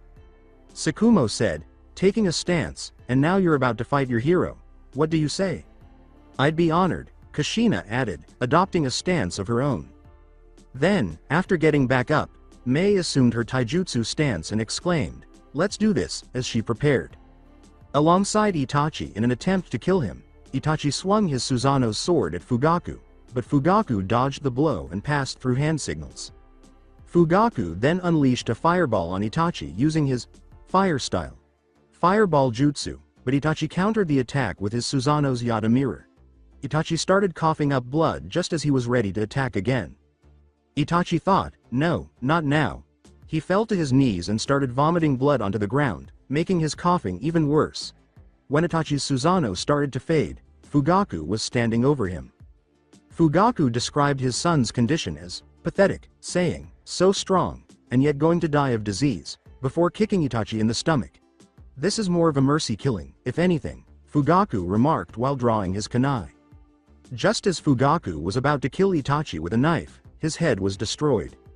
Jiraiya yelled, Rasengan, as he struck Fugaku in the head, shattering the tag that kept his soul bound to the offering. Jiraiya turned to Itachi as Fugaku started to turn to dust. Itachi, what's wrong? Jiraiya yelled, turning Itachi over. Jiraiya noticed blood coming from Itachi's mouth and nose, indicating that Itachi was bleeding internally. Jiraiya swore and turned to face Kabuto. Hiruzen and Tobirama were engaged in combat, while Tsukumo was assisting Mei in her battle with Kushina. Jiraiya lifted Itachi and started to run, saying, hang on, I'll get you some help, just hand on. Alongside Naruto quickly passed through hand signals after dodging a hail of sand shuriken and landing atop a roof with a water tower. Water style. Water shark bomb. Naruto then launched a massive water shark at Shikaku using the water from the water tower. Shikaku was struck in the head by the water shark, causing the sand demon to get wet. When Shikaku turned around, he saw Naruto standing on the roof, at which point Naruto cursed. Just as the Biju was about to launch its next attack, multiple more shark bombs struck it from the side. When Naruto turned to see where it came from, he saw Kisame standing atop a structure that had multiple water tanks. Hey kid, I'm sorry I'm late, Kisame exclaimed, and Naruto grinned. It's better to be late than never, Naruto replied, turning to face Shikaku again. He was holding his sword, prepared to resume the fight. His head pounded so hard that he went to one knee just as he was about to charge in. As Naruto's world turned red, he started repeating the words, kill it, slaughter, murder, kill, kill, kill, kill. Karin ran over, sensing that Naruto's chakra was out of control. Naruto, what's wrong? Karin worriedly questioned as the chakra armor on Naruto's body started to enlarge. Red chakra started to cover Naruto, and all of his exposed body parts were covered in chakra armor. A cloak then started to form on Naruto's back and flowed down to the ground, scorching the concrete under his feet. Naruto, worried, Karin uttered. The sword clenched as the chakra that was pouring into it started to glow bright red. Kurama yelled, Karin gets back, to the terrified girl. Naruto's gone. Just get away, he added. Karin leapt aside to get some distance. Now that he was protected by his armor, Naruto twitched and shook his head in an attempt to resist the force that was inside of him before pausing. He roared loudly the next moment, causing the ground to tremble. This infuriated Naruto, who then charged at Shikaku with reckless abandon. Alongside Kisame, Karin, and Naruto with his glowing red sword in his hands, Naruto was charging at Shikaku in a fit of wrath. Shikaku attempted to kill Naruto by throwing a hail of sand shuriken at him. As soon as he saw the attack coming, Naruto used his sword to deflect the sand projectiles.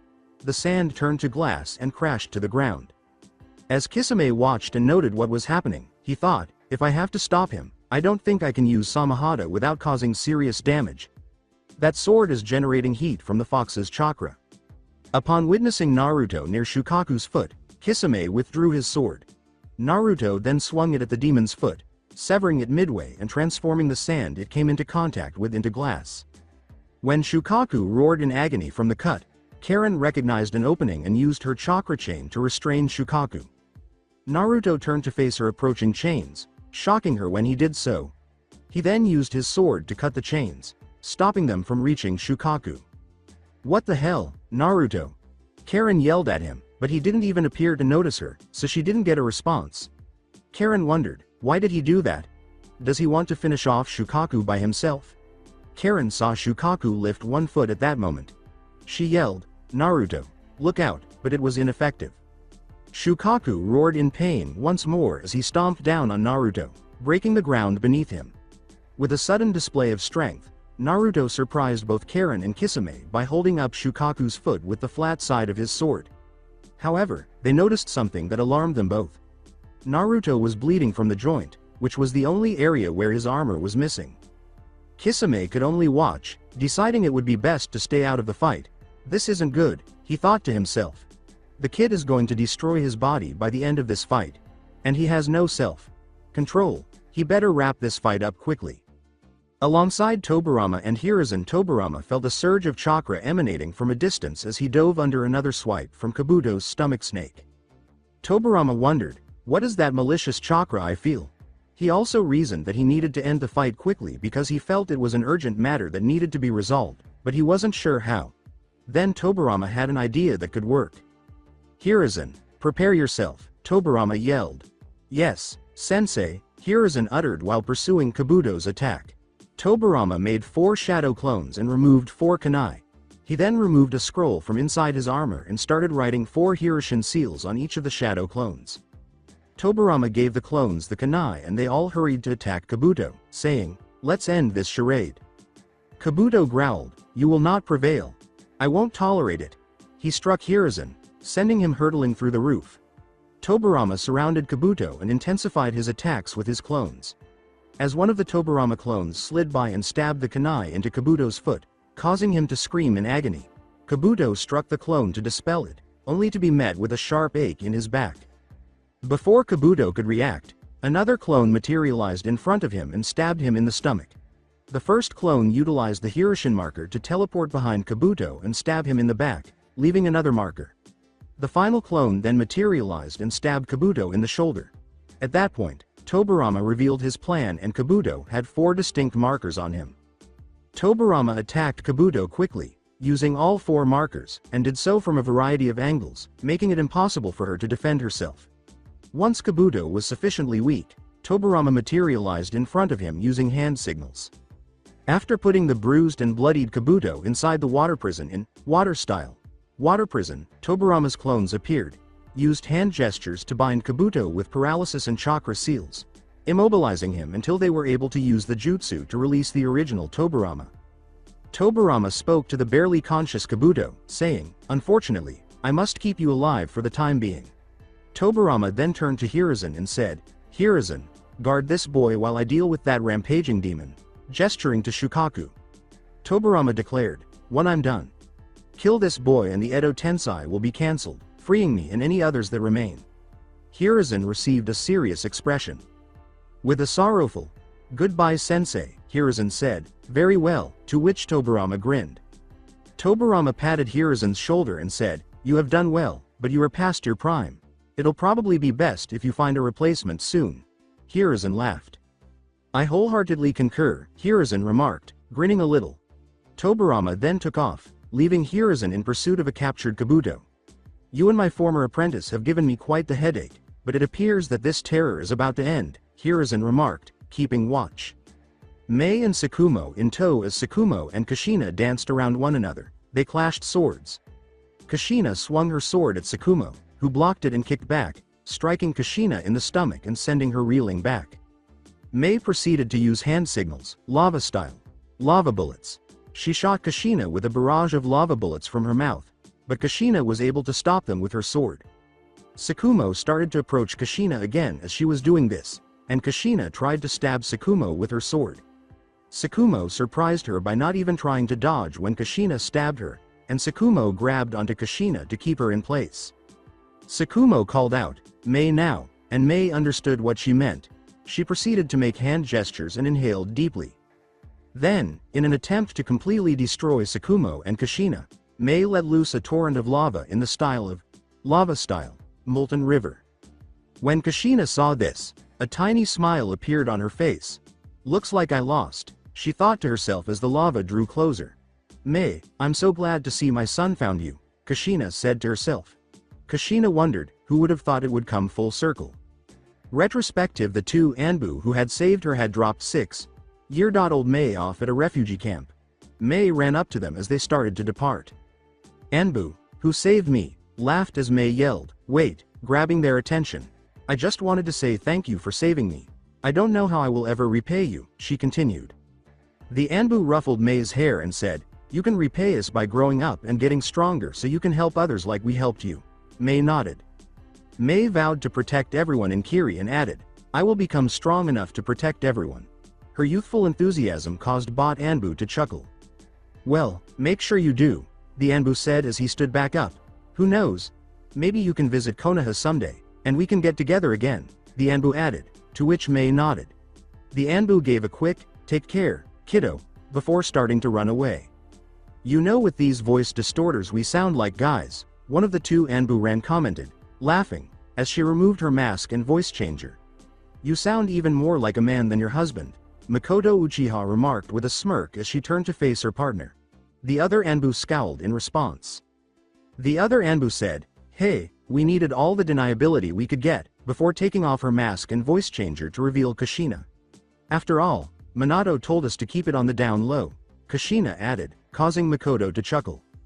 Makoto raised an eyebrow at Kushina and said, "That girl you saved is going to be a ninja. I'm sure of it. I hope she turns into a splendid kunoichi," Makoto added, and Kushina smiled and nodded. "I'm sure she will," Kushina remarked. "Children are our future, and we must take every precaution to keep them safe." Kushina raised an eyebrow and made Makoto stare at her indifferently. "Now let's hurry back. I've been away from my Minato for a week and I want a back rub, you know?" she exclaimed. "I mean, I'm gonna fuck my man," she added. "I understand," an irritated Makoto uttered, "but why'd I put up with you?" Kushina pouted in response. The flashback concludes as the lava got closer. Kushina grinned and thought, life is funny sometimes. She also thought, hopefully, her and Naruto's kids get her hair, I'd like that. Lava continued to pour down on Kushina and Tsukumo, hitting them both. Mei continued to pour lava on them for several minutes, making sure they were completely destroyed. Mei exhaled a sigh of relief after a few minutes when she saw no indication that the two were recovering. That was tough, Mei thought to herself as she noticed all the cuts and bruises from the fight. "I have to go find Naruto. There is no time for rest," Mei continued as she leapt to the roof of the Chunin exam stadium. Mei thought, "Call it women's intuition, but I think I just found him," as she started to run to the rampaging Biju. When she reached the top, she looked off in the distance and saw Shikaku thrashing around with what appeared to be a small speck of red on it. Alongside Naruto keeping his sword in his hands, Naruto ran up the side of Shikaku, dodging sand tendrils that tried to sever him. With each blow from his glowing red blade, Naruto continued to slash and cut the Biju, turning its sand into glass. Raising his speed to the summit of Shikaku, where the unconscious Gaara protruded from its head, Naruto let out a roar. Kurama watched from inside Naruto's sword and thought, if he takes out the boy, then Shikaku will die, but that still won't stop Naruto's rampage.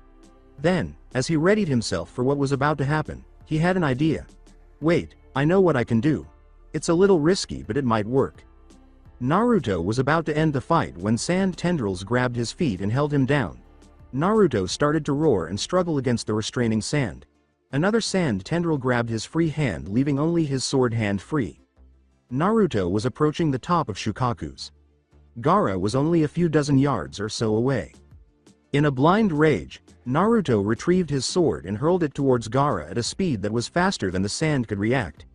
As the sword approached Gaara, a last-ditch attempt to save its vessel appeared in the form of a wall of sand, but it was only slightly slowed down. The Naruto sword sliced through the sand wall, losing some of its velocity but still managing to strike Gaara. The blade entered his stomach halfway through, waking him up with a scream of agony. Shikaku, his vessel now awake, started to re-enter Gaara. The tendrils that were holding Naruto released, and he leapt towards the screaming Gaara, grabbing hold of her neck and tilting his head to the side before slicing down on her neck with his fox-headed helmet's fangs exposed. After a minute, Naruto released the small stream of green chakra that was flowing from Gaara to him. Grabbing the sword inside Gaara, Naruto tore it out, spilling the boy's guts and killing him. Now holding his sword, Naruto began to violently shake his head as he leapt down from the collapsing Biju and down to the concrete street below. Shukaku's body collapsed into a mountain of sand a few seconds later. With a flicker of blue and red in his eyes, Kisame and Karin both leapt to the ground and approached Naruto cautiously. Kisame questioned, "Kid, are you there?" And, "Naruto, can you hear me?" Karin stepped forward and said, "Naruto, it's me, Karin." As soon as Naruto's eyes returned to red, he charged at the two of them with such speed that it was blindingly obvious. Kisame moved in front of Karin to defend her, but a blur of blue materialized in front of him. Tobirama yelled, "Five-pronged seal," as he struck Naruto in the stomach, piercing his chakra armor and applying a seal to his stomach. Naruto was knocked back and skidded on the ground, thrashing around wildly as the seal started to work. Naruto fell to the ground unconscious as the chakra armor and cloak faded after a few seconds, and Tobirama approached and gave the boy a quick glance. Upon opening Naruto's jacket and ripping open his shirt to reveal a fox skull tattoo on his chest, Tobirama deduced that the Biju's soul had been removed but not the chakra. No wonder he went insane. There was nothing to regulate the malicious chakra in his body, Tobirama thought to himself. That ought to resolve it, Tobirama remarked. He then heard footsteps behind him and noticed a bruised and bleeding Mei. "Naruto!" Mei exclaimed, running to embrace him. "What happened to him?"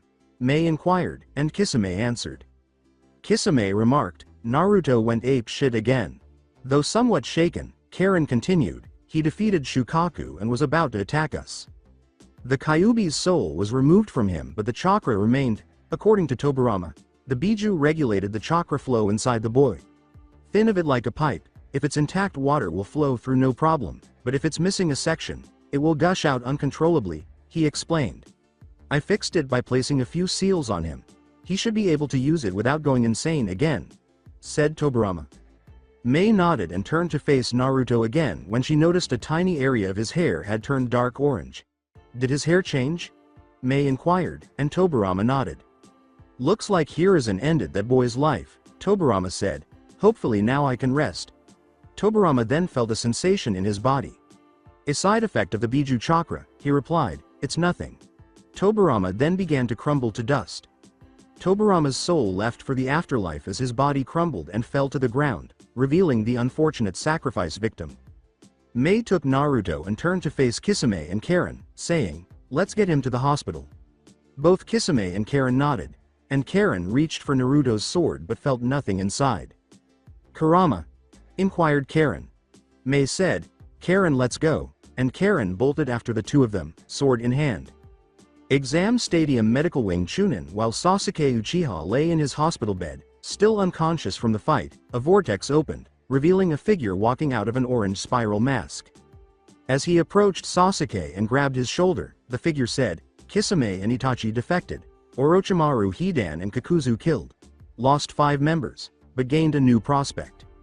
He laughed and said, "Let's see if Pain and I can train you to your full potential."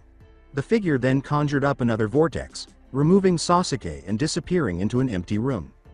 Later on in the evening there was a massive mound of unclean sand in the center of the village following the conclusion of the Konoha battle, which left the village in ruins. A figure crawled out of the sand and stood up as night fell. The sand started to move and shift until a hand emerged. He was 5 feet 6 inches tall, completely nude, and appeared to be in his 13s or 14s. He had glowing red eyes that were slitted and orange-red hair. Flesh and blood, the figure flexed his hands and said, "It took a while to fix and adjust that Gaara boy's body, but I think this could work." He laughed and started to walk away, saying, "I must find some cloths to cover myself. Wait until you get a load of me, my dear Karin." With a smile, he continued, walking off into the night. Konoha Medical Center. With a moan, Naruto opened his right eye to find his left eye bandaged. Oh god, what happened? He thought to himself as he sat up and saw a blue blur move toward him. As he pulled away, Naruto noticed Kisame had a long beard and longer hair. Brat, you're awake, Kisame exclaimed as he gave Naruto a hug. Kisame scowled as Naruto said, Kisame, what the hell, you have a beard? Naruto was perplexed and wondered how it was possible. Kisame stated gravely, Naruto, you've been in a coma for 20 years. Naruto's mouth dropped, eyes widening, you've been out for so long. Lord Hokage died, Renmara became a seven swordsman, and Mei got married. What? Yelled Naruto, and the room's door flew open. Jiraiya, Kakashi, Hiruzen, and Mei all rushed in. Mei yelled, Naruto, oh my god you're awake, as she rushed to give him a hug. Naruto shoved her away and asked, Naruto, are you okay? Naruto started pulling her face and examining her thoroughly. How are you still hot, even after 20 years? Asked Naruto, who then got a tick mark on his head from Mei. Mei yelled, what the hell are you talking about? And turned to face Kisame angrily. Kisame, I said don't do that damn prank, Mei yelled. Lol, Kisame laughed. He then pulled off his hair and beard and turned to face Naruto. Totally worth the money I spent on the fake beard, Kisame said, infuriating Naruto. Naruto yelled, you asshole, and added, I thought Mei left me for a second. Mei didn't see Naruto's blush, but that's what scared him the most, he admitted. Naruto said, okay, how long have I really been out? A day. Jiraiya walked up to him. You went insane again, broke half your body's bones, and lost a lot of blood. You're lucky, the second Hokage revived and sealed your chakra, he remarked, drawing a wide-eyed gaze from Naruto. Holding up his hands, Naruto exclaimed, wait. The second Hokage, who has been dead for over 50 years, sealed my chakra. Then Mei laughed. If you think that's strange, I met your deceased mother Kushina, Mei said as Naruto's jaw dropped. She was very cute and she had this really long pretty red hair. Also, she gave me her blessing to date you just FYI, she continued. Are you guys fucking with me? Is this another prank? Naruto apologized, to which they all shook their heads. Kisame responded, nope, it really happened, pretty wild shit if I say so myself. He exclaimed, oh god, what next? Sasuke's the new Hokage, to which Kakashi responded with a tense laugh. Naruto froze when Kakashi said, Sasuke is kind of MIA at the moment. He went missing during the invasion. We think he was kidnapped by Otto or Suna in their retreat. Naruto rubbed his temples and said, oh, fuck me. Itachi is going to fucking flip. Glancing over at Hiruzen, Kakashi said in alarm, Itachi is here in Konoha. Calming down Kakashi, Hiruzen said, I'll explain later. As of right now, it's not looking good, he added, expressing sadness.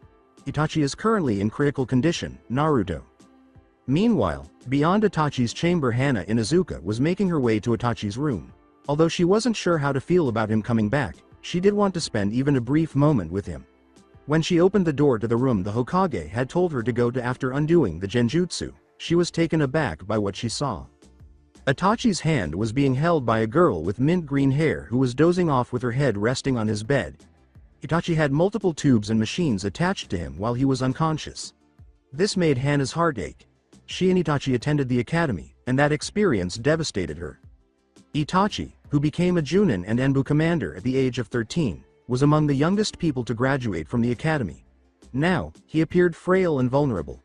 Feeling another ache in her heart, Hana turned to face the sleeping green-haired girl. She then silently shut the door and raised the genjutsu once more. She then started to head back to the Inuzuka compound, leaving Hana wondering, a tad envious, who was that girl? Returning with Naruto. Jiraiya nodded as Naruto said, well shit then, as he got out of bed on unsteady legs. We got to help him. Yeah, I know, Jiraiya responded, grabbing the boy's attention. That's why you, Kisame, Raiga, and I are all heading out to look for someone. We are looking for my old teammate Tsunade. Jiraiya stated. We need her here for two reasons. To heal Itachi and become the 5th Hokage, he stated. Naruto looked at Hiruzen, startled, and said, wait, are you serious? Hiruzen nodded. You're going to retire, old man, Naruto continued. With a tiny smile, Hiruzen remarked, I'm past my prime Naruto.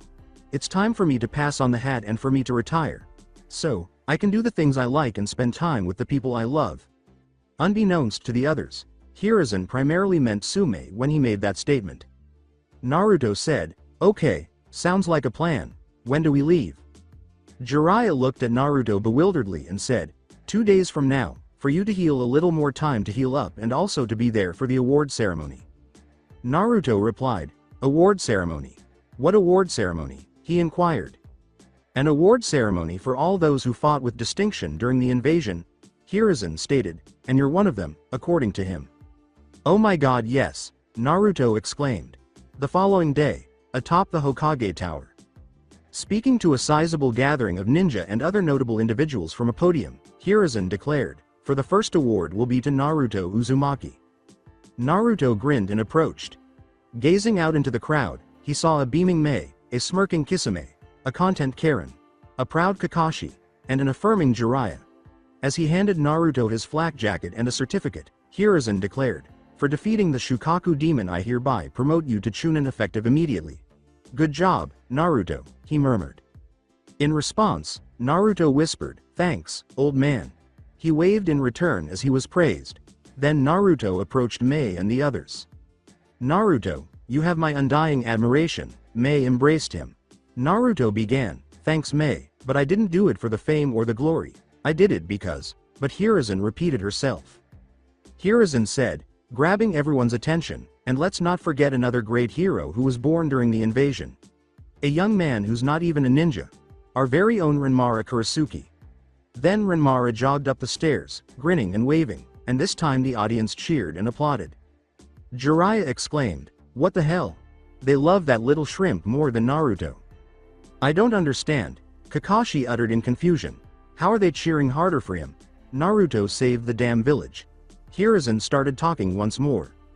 "For defeating a dozen Auto and Sand ninjas, rescuing the Hyuga clan heiress, saving 20 disabled orphans from a burning building, helping a pregnant woman give birth under enemy attack and successfully delivering the baby, foiling a bank robbery, holy shit this kid did a lot," Hiruzen said as he perused the lengthy list of actions taken by Renmara.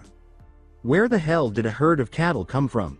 Hiruzen exclaimed, startled. "Defeat a giant snake, perform an emergency tracheotomy, stop a stampede of cattle," to which Renmara shrugged. His words caused Hiruzen to start perspiring.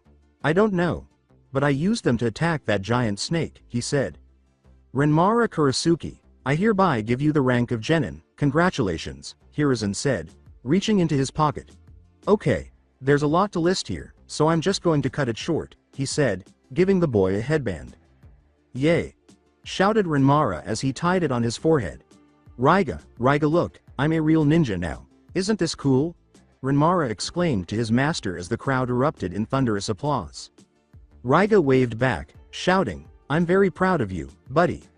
Raiga turned to face a ninja at his side. "That's my apprentice up there. I teach him all kinds of cool shit," with such pride that Mei started to perspire. Mei was about to say something, still in shock, when she heard another cheer from her right.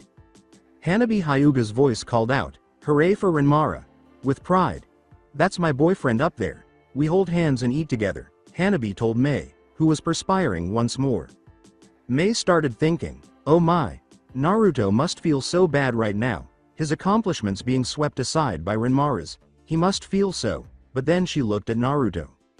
"Well done, Renmara," Naruto exclaimed, relieving Mei of her concerns. Then, turning to face an unidentified ninja nearby, he proudly said, "He's my sidekick. I taught him my sexy jutsu and how to water walk," gesturing to Renmara and causing Mei to start perspiring for the third time. Gazing back up at the stage, Mei thought to herself, "Wow, he's a really good sport." That day, later, with Karin after they met up after the awards ceremony, Karin gave Naruto back his sword. They had a brief reunion but decided it was time for him to go. After a long day, Karin was feeling a little dejected as she made her way back to her hotel by foot.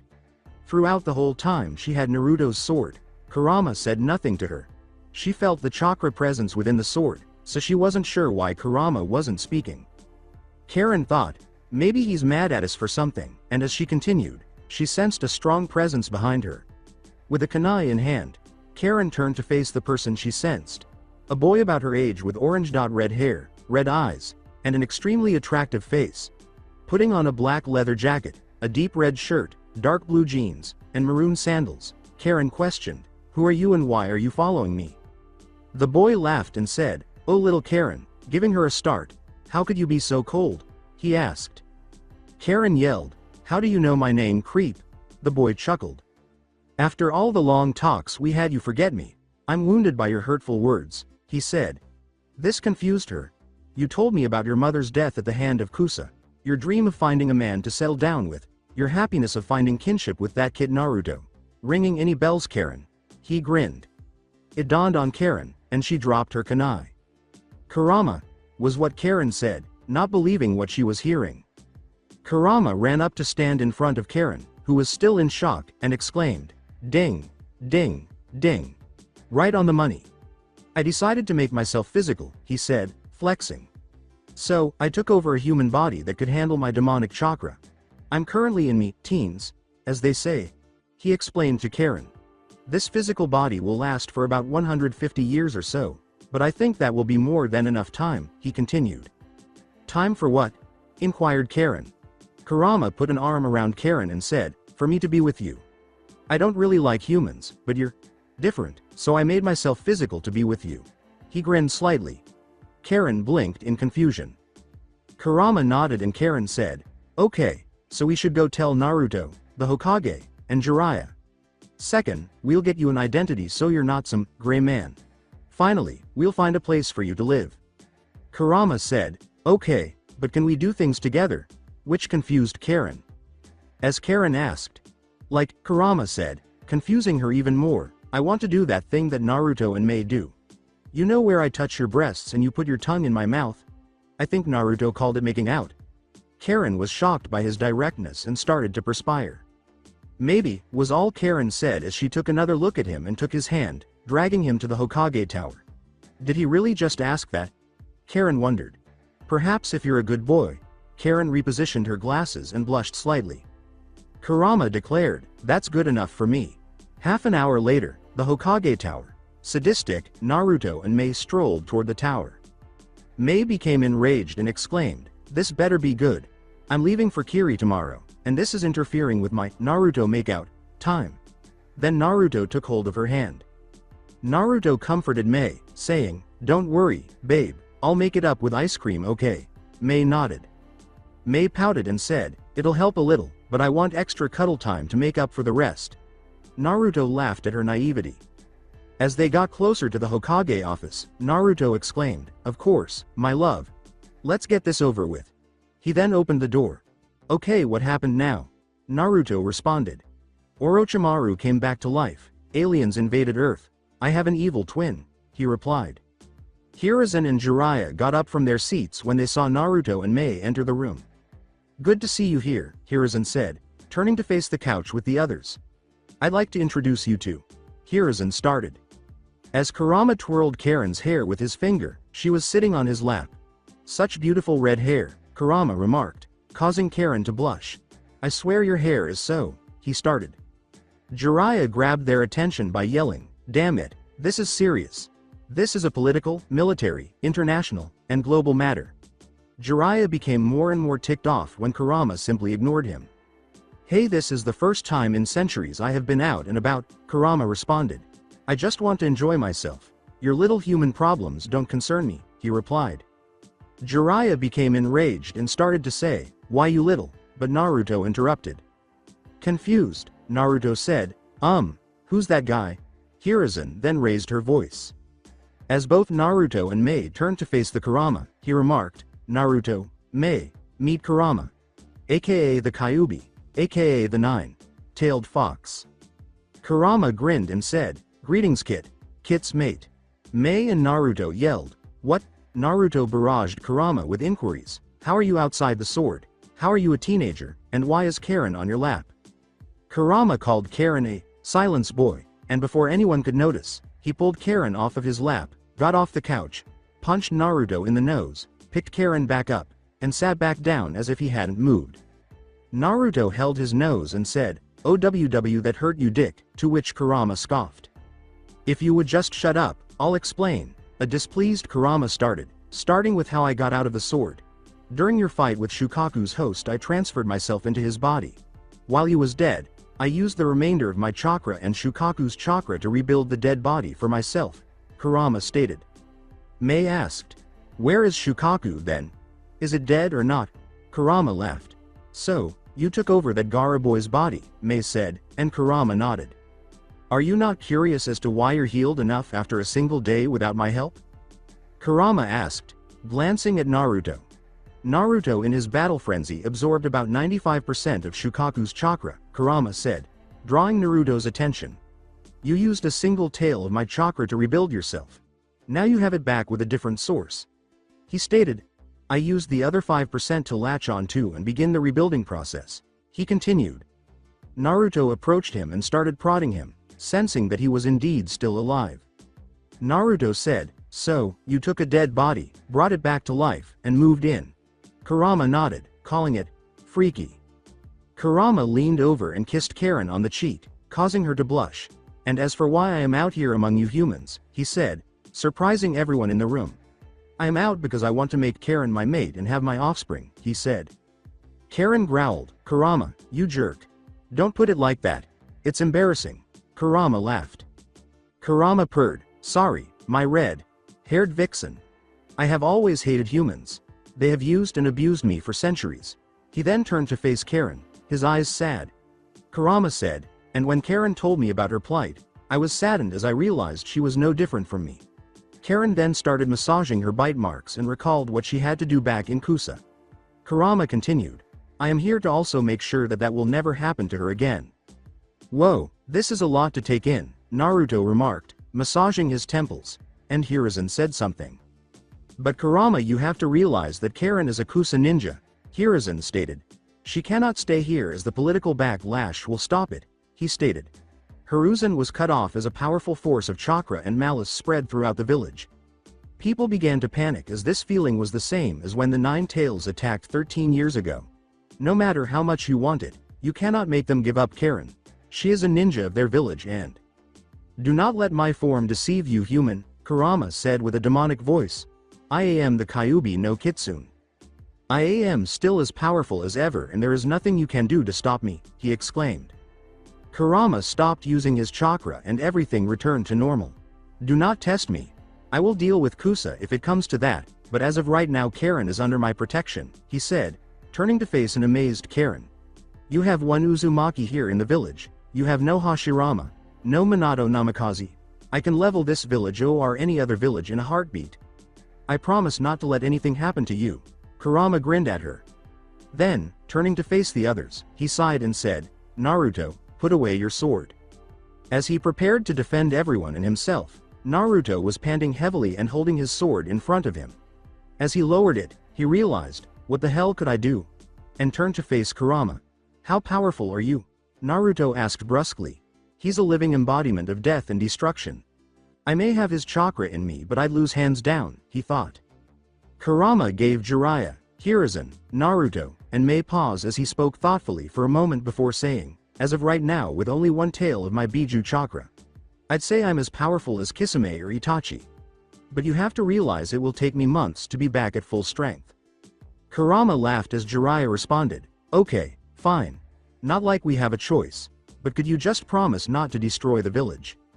Kurama grinned and said, "Of course, I'm a demon, but I'm not evil. All I want is to be with Karin, nothing more, nothing less. I will find a place for both you and Karin to live," Hiruzen sternly stated, glaring at Kurama. "But when Kusa comes calling for her," he started. "I'll take care of it," Kurama stated, and Hiruzen gave a nod. Kurama nodded and Naruto said, "So, we cool. After all, Naruto is my second favorite person, so we're cool," Kurama remarked, to which Naruto grinned. He got up and said to Karin, "Now then I am hungry. And for my first meal ever I wish to eat that ramen you were always consuming." Naruto grinned and said, "Ramen it is then." He then took Mei's hand and remarked, "Come on, babe, looks like we have a surprise double date." Mei grinned in response. Mei said, "Okay, but I still want ice cream," and Naruto nodded. "Let's go, Kurama," Karin said, grabbing Kurama's hand and dragging him out. "Mint chip is my favorite," Karin added. Jiraiya asked, "Is this wise sensei?" And Naruto, Mei, Kurama, and Karin all left the room, leaving just Hiruzen. "Can we really trust this guy?" Jiraiya questioned. As he started to smoke his pipe, Hiruzen exclaimed, "What choice do we have, Jiraiya? It's either let him be with the woman he loves or face the apocalypse. I'm not sure about you, but I'd rather not see the world end." "This shit is getting complicated," Jiraiya said as he wiped his hands across his face. The following day, outside the village on the main road. Walking down the road, Naruto, Mei, Jiraiya, Kisame, and Raiga came to a fork in the road, with one path leading east and the other west. Mei and Naruto came to a halt and exchanged glances. Mei started to laugh as Naruto hugged her and said, "Later, Mei. I hope to see you again soon. I'll miss you." Naruto inquired, "What's so funny?" Mei grinned. "Naruto, you will be seeing me soon," Mei remarked slyly. "I have a plan," she added with a playful tone, the expression on her face. "Actually, what is it?" exclaimed Naruto. Mei gave Naruto a kiss and looked him in the eyes, saying, "I'll see you soon, Naruto. I love you." Mei then gave Naruto a little smile and apologized, "It's a secret." This made Naruto pout. After giving Mei a final hug and saying, "I love you too," Naruto left her to start the arduous journey back to Kiri. Flipping around, Naruto saw smirking Jiraiya, Kisame, and Raiga. "Shut up, don't say anything. Let's just go," Naruto said, joining the others as they started to cross the road. "So pervy sage. Where is this Tsunade lady again?" he inquired, to which Jiraiya responded. "Tsunade is a gambling addict, so we are going to check out all of the gambling hotspots," Jiraiya said as he looked at the others. "It doesn't matter how long she has fallen off the grid, we will find her eventually," he declared.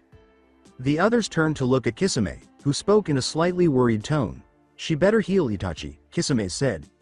"If we don't have him then, I don't even want to know how the hell we are going to be able to beat Pain." As the four men continued down the road, Naruto said, "Don't worry, we will find her. Let's get a move on, we're burning daylight." After departing Konoha, 2 weeks walking to a different village along a different road were Naruto, Jiraiya, Kisame, and Raiga. Weeks had passed since the mission started, and they had accomplished nothing. Naruto, who was carrying a sword, started to become restless. Jiraiya laughed as Naruto complained, "Damn, how hard is it to find this chick? I mean, how hard is it to find someone who's so famous?" Jiraiya made Naruto palm his face, saying, "She's an S-class ninja with a family fortune that could last several generations. Hell, she doesn't even have to gamble. It's her hobby," he added, making Naruto even more irate. Naruto cried out, "Damn it, I just want this mission to be over with," to which Kisame laughed. "Hey, come on, brat. I'll take you somewhere special when we get to the next town," Kisame said, drawing Naruto's attention. Naruto inquired, "What kind of place?" Kisame grinned. 3 hours later, the next town as he threw a couple ryo on stage, Kisame exclaimed, "Yeah, shake it baby." A woman in her 20s, dressed only in high heels and a thong, crawled across the stage, picked up the bills, and placed them in her thong. "See, kid, this isn't so bad," Kisame said to Naruto, who was enjoying some chicken wings and a beer at the moment. Naruto wiped his mouth and said, "I've never been to a strip club before, but I'll admit it's not that bad. Women are hot, food is good, and beer is cold." A stripper sat on Naruto's lap at that very moment. She said, "Take care of some company, cutie," and Naruto nodded. "Yes, please have a drink," Naruto said. She said, "I'll take a piña colada," and Naruto gave her a nod. The bartender nodded when Naruto said, "Hey, bartender, 1 piña colada for the lady. By the way, who is Naruto?" Naruto asked. "I am Magic," Magic declared. Jiraiya was in the champagne room right now, laughing with the two women. "Ha ha ha," Jiraiya said, laughing, "it's nice to have some female company every once in a while." The two girls laughed. "Well, how can we say no to such a handsome and famous shinobi?" remarked a girl. She put her hand on his chest and said, "Yeah, Jiraiya the gallant. Who knew someone so famous would be coming to our club?" While the other girl was watching, she slipped a piece of paper into Jiraiya's clothes. She purred, "I do hope you will come by again soon. After all, I'll miss you," to which Jiraiya grinned.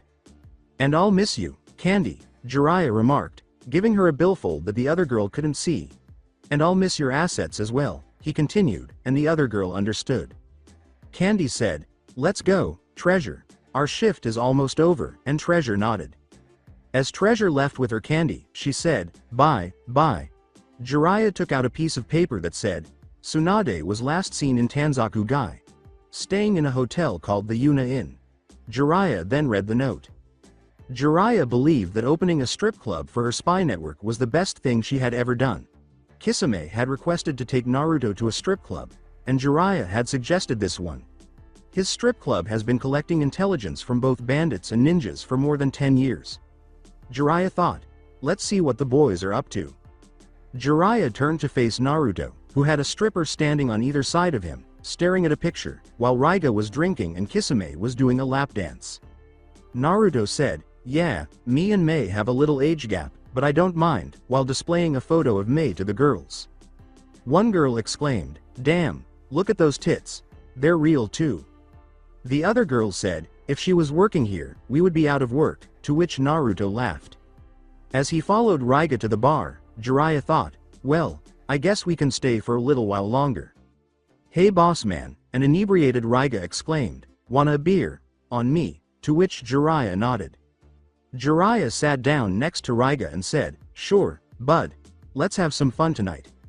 That evening, Konoha, after yet another date night, Karin and Kurama were making their way back to Karin's new apartment. Karin and Kurama have been getting closer and closer. There have occasionally been hiccups.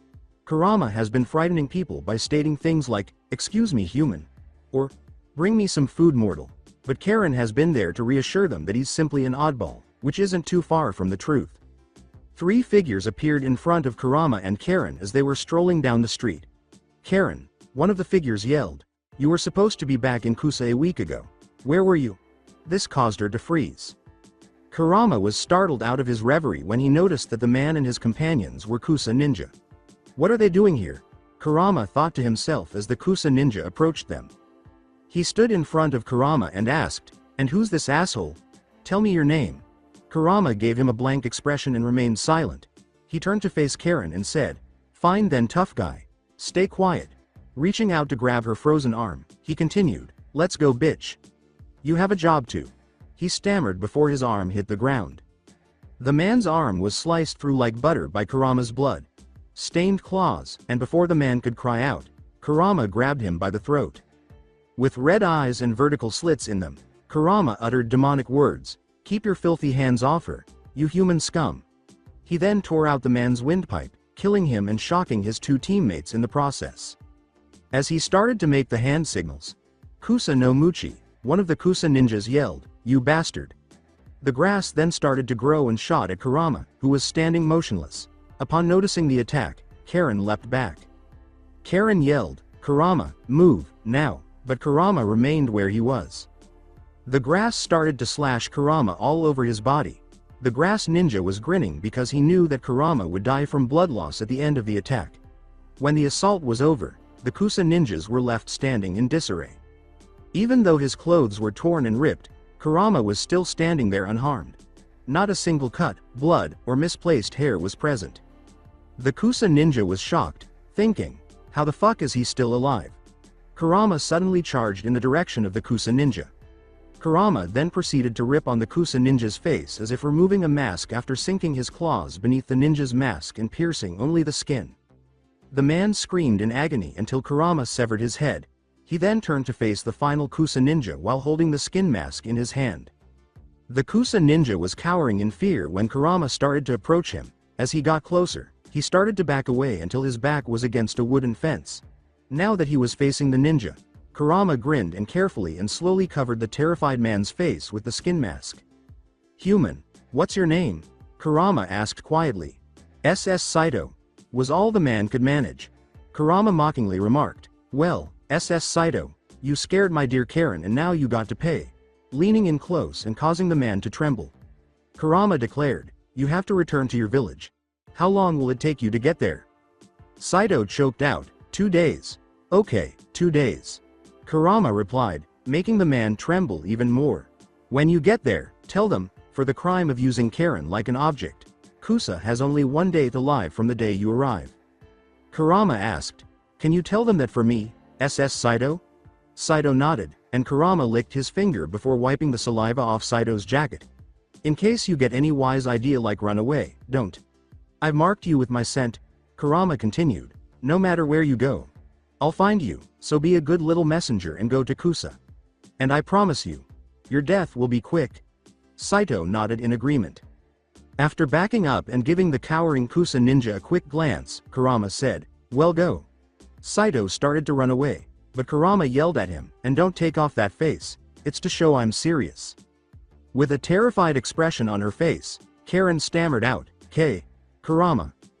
Then, Kurama approached her and embraced her, telling her not to worry because I won't let anything happen to you, and that you are safe with me. But you just killed a foreign ninja, Karin stammered, and they'll come and take me back. This is bad, this is. Karin continued, but Kurama kissed her, putting an end to her tirade. Kurama grinned at her after they parted ways. Assumingly, Kurama said, "Don't worry, I'll handle it. I'll talk to the Hokage tomorrow," he added, and Karin nodded.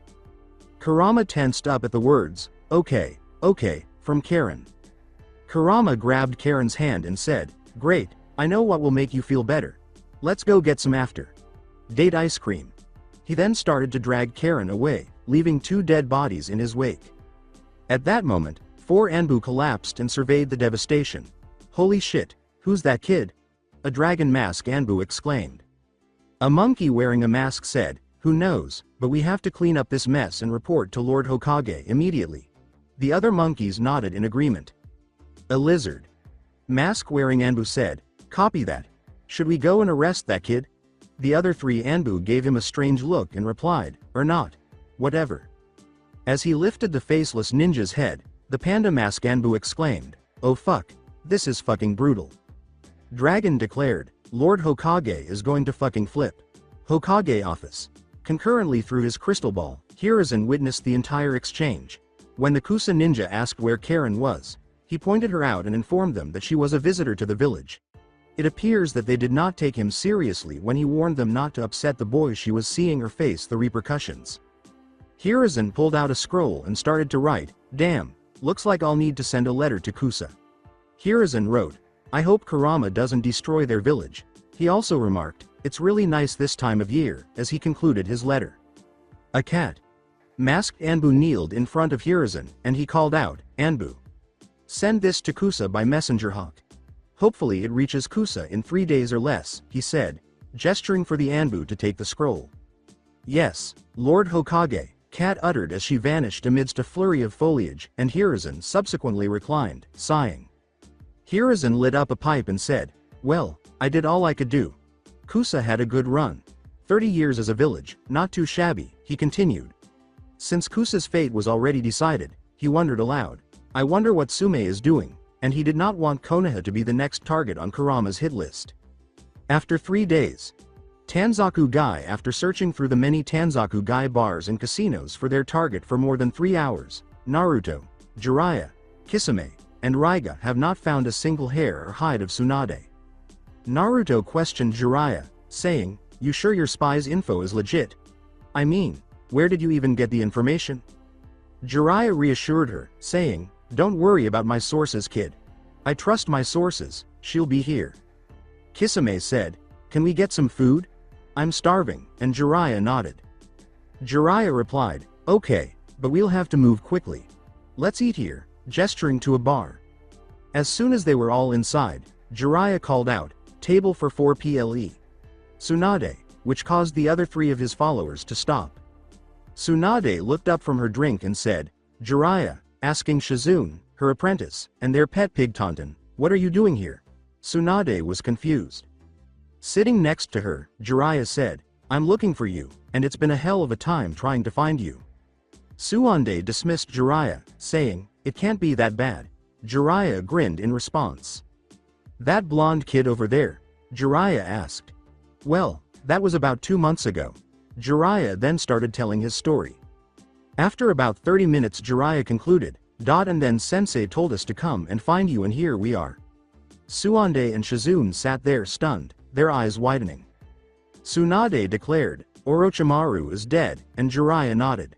Naruto grinned and said, "Yep, killed by my Mei. She's totally awesome." Kicked his ass left, right, and center. Shizune said to Naruto, who nodded, "And you were dating your sensei, who is also the new Mizukage." Shizune remarked, "How the hell did you pull that off?" and Naruto shrugged. Shizune grinned broadly as Naruto uttered, "I don't know, but I'm not going to question it. All I can say is that I got one hell of a woman and I love her." "Aw, that's sweet," said Shizune, "and I'm so glad that you don't mind the age gap. Lots of men don't like dating older women," she responded. Tsunade greeted them all with, "Jiraiya," grabbing their attention and saying, "I appreciate you coming here to find me, but I'm not going to go back to Konoha." She continued, taking another sip of her drink, "I already lost so much because of that village. I don't owe them anything," and added, "and becoming Hokage. Only a fool will want that title." As Tsunade was about to take another sip, her drink spilled all over her lap. Upon closer inspection, she noticed that her cup had been sliced through at the bottom. With a furious expression on his face, Naruto declared, "I won't stand for it." He didn't care what had happened to him or whether he was made a Hokage. What mattered was that he was returning to Konoha in order to heal Itachi. "He's knocking on death's door, and I'm not going to let one of my sensei and good friends die," said Naruto. "Get out of here, you little shit," Tsunade scowled, crushing what was left of her cup and shoving it in Naruto's face. "Jiraiya, you wasted your time coming here. Go back and never return," Tsunade uttered. Just as Jiraiya opened his mouth to speak again, he felt a hand on his shoulder and turned to see Kisame. "We should probably leave, Jiraiya," Kisame said, adding, "The lady doesn't want to come." Jiraiya nodded as he felt Kisame tap his shoulder in code. Jiraiya said, "Goodbye, Tsunade," as he, Kisame, Naruto, and Raiga departed. Tsunade watched in bewilderment. Tsunade thought, Jiraiya would have tried to convince me. She also wondered, why would he leave after asking once? "Lady Tsunade," Shizune said, "are you okay?" Tsunade nodded in response. As Tsunade paid for her drink and walked out with Shizune, she said, "Let's go, Shizune. We are going to another town tomorrow." Accompanying Naruto and the rest, Naruto exclaimed, "What the hell? Why did we leave?" Kisame intervened. "I can tell she isn't going to come back willingly," said Kisame, "so we will need to convince her to come back," according to him. Raiga said, "Like what? Blackmail?" To which Kisame shook his head. "No, we need something that she'll actually care about," Jiraiya responded. "But what? She has a shitload of debt, but she won't take money," he replied. How about we drug her and take her back?" Naruto replied. "It's a low blow and will make us look like scumbags, but it's the best way," said Naruto. Raiga caught their full attention by snapping his fingers and saying, "I got an idea. It's risky, but it might work." The following morning, when Tsunade heard a spine-tingling scream and turned to look, she realized it was Shizune. Tsunade had been sleeping in her hotel room. Tsunade yelled, "Shizune, what's wrong?" and questioned, "What is it?" Shizune cried, "They took her, and then, they took Taunton," as she handed Tsunade the note. Tsunade grabbed the note and started reading it. "Your pig is with us. Come to Konoha in 3 days prepared to heal Itachi, or else the pig will be burned on the spit." A picture of Naruto, Jiraiya, Raiga, and Kisame holding a bound and gagged Taunton was on the note.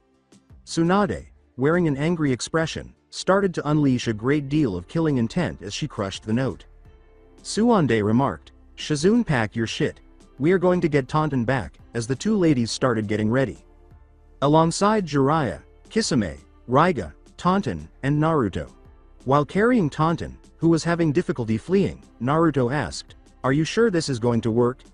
As he and the others hurried back to the village. They watched a massive dust cloud form several miles away, and at that moment they heard a massive explosion from behind them. "Yeah, I think it worked," Jiraiya yelled. "Let's get to Konoha ASAP. If she catches up to us, we are as good as dead," he replied. Naruto and the others started running back to Konoha as quickly as they could, determined to see to it that Itachi was at least healed before they perished. Kusa council chambers that evening. The elder of Kusa yelled at Saito, who was covering his friend's face, "What do you mean they were killed? We sent you to get Karin back for the medical department, and all you came back with was excuses." Another elder yelled, "And what do you mean we only have 1 day left? A single boy threatens an entire village. That's ridiculous. And you said this boy was not even a shinobi," He said to a trembling Saito. How can someone who's not even a shinobi possibly take out 2 Chunin-level ninja by himself and get absolutely no wounds? He yelled. Saito addressed the Kusa council, saying, My lords, I was delayed coming back here by a day. So what? Inquired a fellow council member. He's coming today, Saito declared. The outskirts of Kusa. A view of the village. Kurama surveyed Kusa from the summit of a small mountain a few miles distant. He had a contemptuous expression on his face. Kurama looked down and thought, what a cesspool of a village. That is to be expected, though. Any people who were willing to use people like they used Karin would fester in such a place. Kurama then started to direct his chakra toward his mouth, where it built for a few minutes before he opened it to reveal a black ball. The black chakra ball, which was pulsating and the size of a baseball, was then taken by Kurama and studied in his hands. This has consumed half of my chakra, Kurama thought to himself as he grasped the ball. This better be enough. Then, as he threw the ball in the direction of the village, Kurama thought, Biju bomb, and for a brief moment, nothing was there.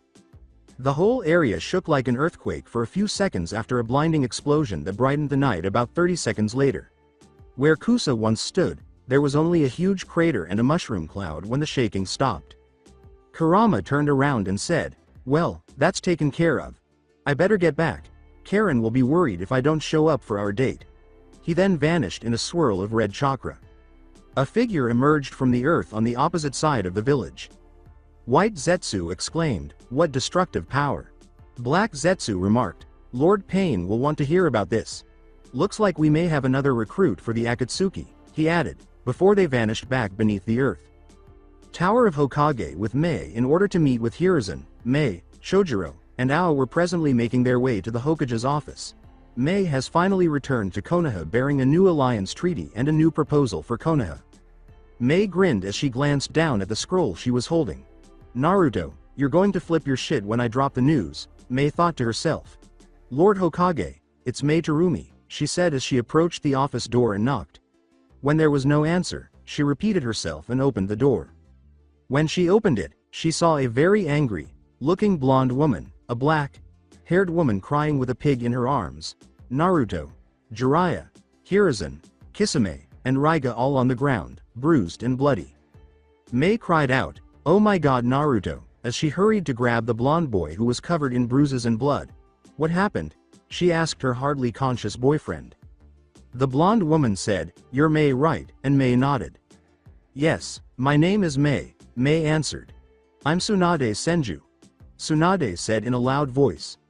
Your boyfriend, my teammate and these 2 jackasses interrupted my vacation, kidnapped my pig, made me run across half the damn country and made me do a forced operation on a near-dead man. Tsunade responded. Mei yelled, he did what? And Tsunade nodded. Shizune sobbed as she hugged the pig, saying, oh Taunton. Sniff. I'm so glad we have you back. Lifting his head off the ground, Jiraiya stated, it was for the greater good. We needed her back to save Itachi and to be Hokage. We didn't have much choice because she was being difficult. Then Tsunade struck him in the head again. Shut it, pervert. Tsunade yelled, if you wanted me to be Hokage, well, you just fucking lost it. Just be grateful I just beat you and not kill your asses, she replied. With his face swollen, Naruto said, I don't care. As long as Itachi lives, I think the beating was totally worth it. Then he collapsed into Mei's arms once more. With a moan, Mei, Hiruzen said, I think it'll be best if we postpone our meeting until tomorrow, and then he passed out. The following day, sitting behind his desk, Hiruzen, his arm in a sling, observed Naruto, whose face was covered in bandages, Jiraiya, whose legs were in casts, and Mei, who appeared uncomfortable despite being the only person not injured. Hiruzen took a puff from his pipe and said, it's nice to see you when I'm not dying, Mei. So what can I do you for? Mei then stepped forward and handed him a scroll. Mei looked at Naruto, who had a hopeful expression in his eyes, and said, Lord Hokage, as you know, I have been looking for a way for me and Naruto to be able to see each other more frequently. Well, I think I have a solution, she said, passing the scroll to Hiruzen.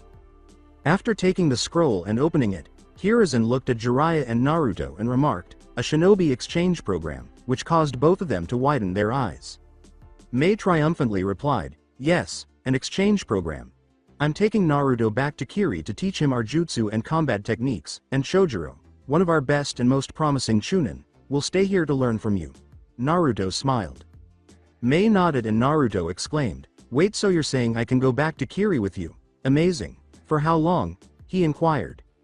Mei looked at Jiraiya and said, 3 years minimum, and I can also arrange for Lord Jiraiya, Kisame, and Raiga to join us as well." Jiraiya nodded. Jiraiya turned to face Naruto and remarked, "I think that sounds like a good idea. After all, Naruto here still has a lot to learn."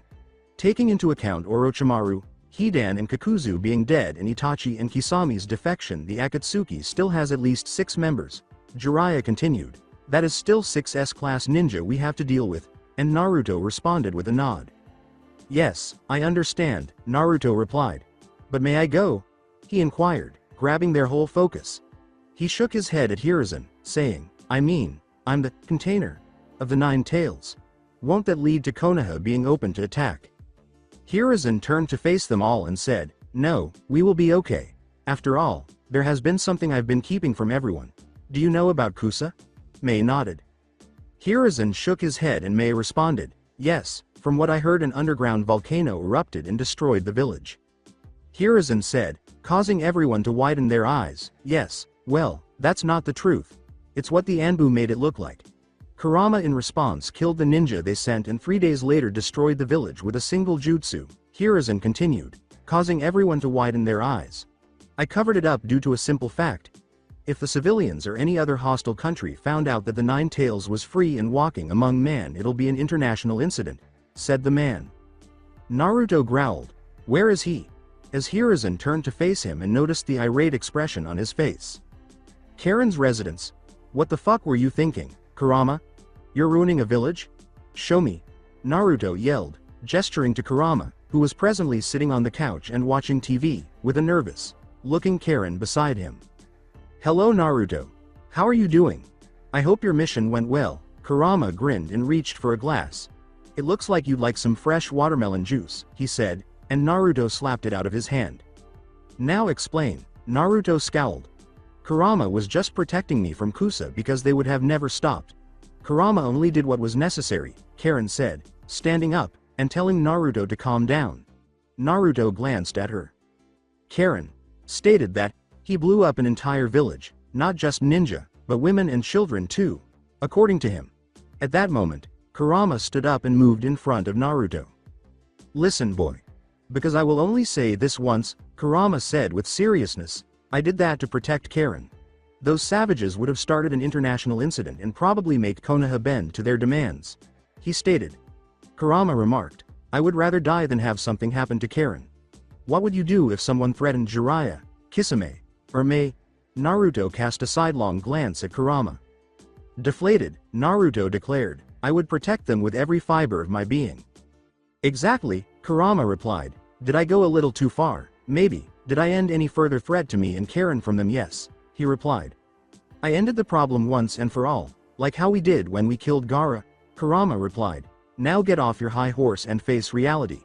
The only way to end a threat is to kill it once and for all. Now if you have nothing else to say, leave," he said as Naruto looked at him. Before starting to leave, Naruto yelled, "Fuck you, Kurama. Bye, Karin," he said, slamming the door behind him. As he sat down next to Karin, Kurama moaned, "That kid is pain in the ass." Then, turning to face Karin, he apologized for making her see that, and Karin nodded. Kurama moaned as Karin responded, "He did have a point.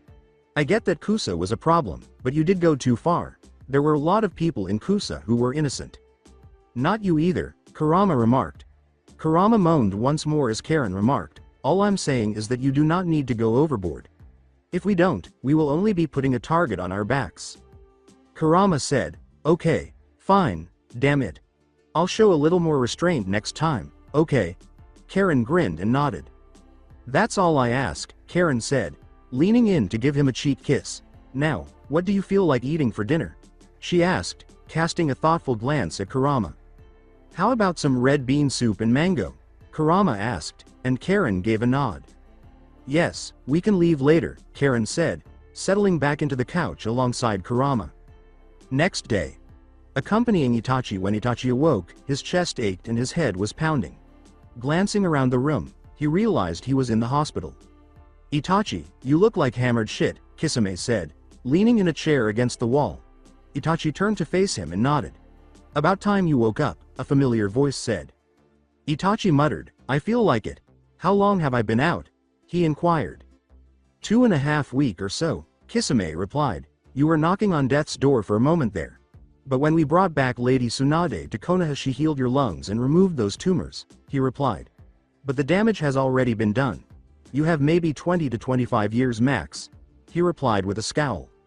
Itachi sat up and said, "Nothing in this life is certain, Kisame. What happened to Sasuke? Is he okay?" Kisame moaned, causing Itachi to become concerned. "Itachi, your younger brother has disappeared," Kisame said. "We don't know who took him. It might have been Otto or Suna. Or he might have departed in the confusion." Itachi nodded as he said, "We're not sure." "It seems like I have a new assignment now," he remarked, and Kisame gave him a nod. As he made his way to the door, Kisame said, "Speaking of which, the old man wants to see you for something. Also, you might have a visitor later." When the door opened, Kisame laughed, "Never mind, looks like she's here," and left. Itachi cheered as she rushed forward to give him a hug as she watched Fu walk in, her face lighting up as she saw Itachi awake. Itachi asked, "Fu, what are you doing here?" and Fu pulled away from him. With a smile on her face, Fu said, "I've been helping around the village, rebuilding and volunteering at the hospital." "I stayed behind, silly," Fu said as she stepped back. "I was so worried about you that I couldn't leave. So I sent a letter back home to Shibuki in order to stay here until you get better." Itachi gave a startled look. Gazing at the girl with mint hair, Itachi thought, "She was worried about me." He noticed Fu start to blush and fidget. Itachi's heart raced as Fu started nervously, and also, "I also stayed behind because I thought you were kind, cute and cool and stuff, and..." She looked at him hopeful as she said, "I was wondering if you wanted to maybe go out on a date sometime." Itachi gulped and said, "I think that sounds nice, Fu," which made the mint-haired girl perk up. However, he was a wanted criminal by most of the world, but he was in Konoha and under the Hokage's protection now. Itachi looked like a nice girl. Itachi grinned and waved back as he watched the girl walk away. "Great," Fu exclaimed with a smile. "We can go out when you feel better, okay? I got to go see you later, Itachi." Itachi got out of bed and attempted to stand up on wobbly legs. "It's going to take me a while to get back into walking shape," he thought to himself as he started to pace the room in an attempt to regain control over his movements. After 4 hours, Hokage office. Now that he could walk once more, Itachi was standing inside the Hokage office with Jiraiya, Kakashi, Karin, and Kurama. Itachi was still tense, but he believed he could handle Kurama after Jiraiya gave him a briefing. "I called you in here to make an announcement. I'm sure Jiraiya briefed you on Naruto leaving to Kiri on the exchange program," Hiruzen said, to which Itachi nodded. "Itachi, glad you could join us," Hiruzen continued, and Jiraiya nodded. Jiraiya replied, "Yes, sensei, I did." Hiruzen stood up and said, "Well, while he's gone, there's no need for us to stay idle. Itachi, I know you're recovering, but we need you now more than ever. So that's why I'm reinstating you in the Anbu." Itachi shot him a look. Without missing a beat, Itachi uttered, "And what will my purpose be, Lord Hokage? You and a team will be tasked with disrupting the Akatsuki, Otto, and anyone else who may be a threat to Konoha." Hiruzen stated. "You will be working with Jiraiya and his spy network and be ready to engage when necessary," he said, and Itachi nodded. Itachi said, "And you invited Kakashi, Karin, and Kurama here to be a part of that team," to which Hiruzen gave a nod of agreement. "Yes, if they so choose, they will be allowed to join the group and after a year of training will be fully operational," Hiruzen stated. "I already agreed to join Itachi," Kakashi said, turning to face his former Anbu commander. "Besides, I got demoted back down to Chunin, so I'll have to work my way back up," he sighed, drawing a laugh from Hiruzen. "With Naruto going off to Kiri, Sasuke missing, and Sakura being reassigned, I will be most useful back in my old environment." Rubbing salt into his wound, Hiruzen said, "Thought I was lying, Kakashi. How about you two? Are you willing to join?" he asked, glancing at Kurama and Karin. Kurama responded, "Sure, why not? I wouldn't mind killing some people, who knows, I might become famous," he laughed darkly. Hiruzen nodded as Karin continued, I will join as well.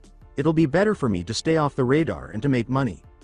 Excellent, I just have to introduce the final member, Hiruzen said, confusing everyone.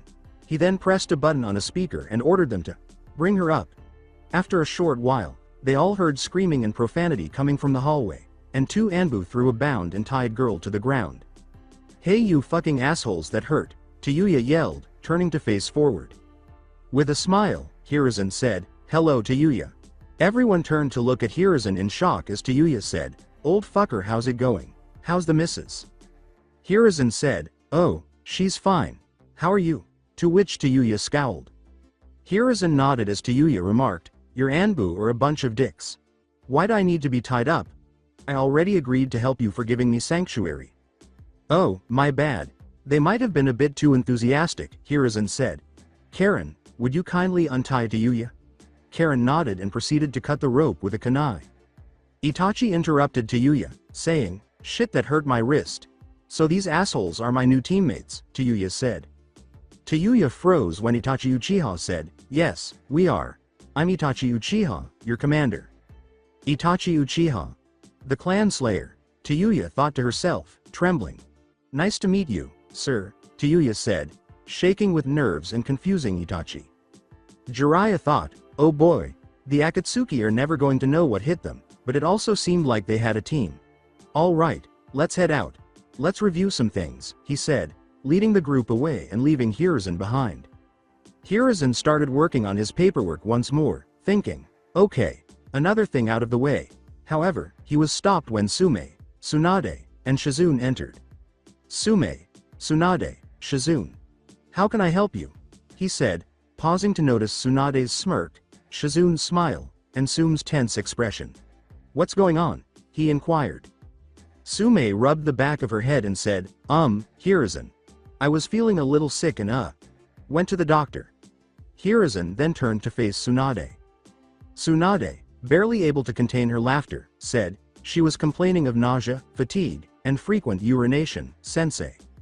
In addition, she failed to get her period, Shizune added, giving Hiruzen a further clue and causing him to widen his eyes. No damn way, Hiruzen said, casting a worried glance at Tsume, who nodded. Tsume said, expecting Hiruzen to become enraged, yes, Hiruzen. I'm pregnant. We're going to have a child together.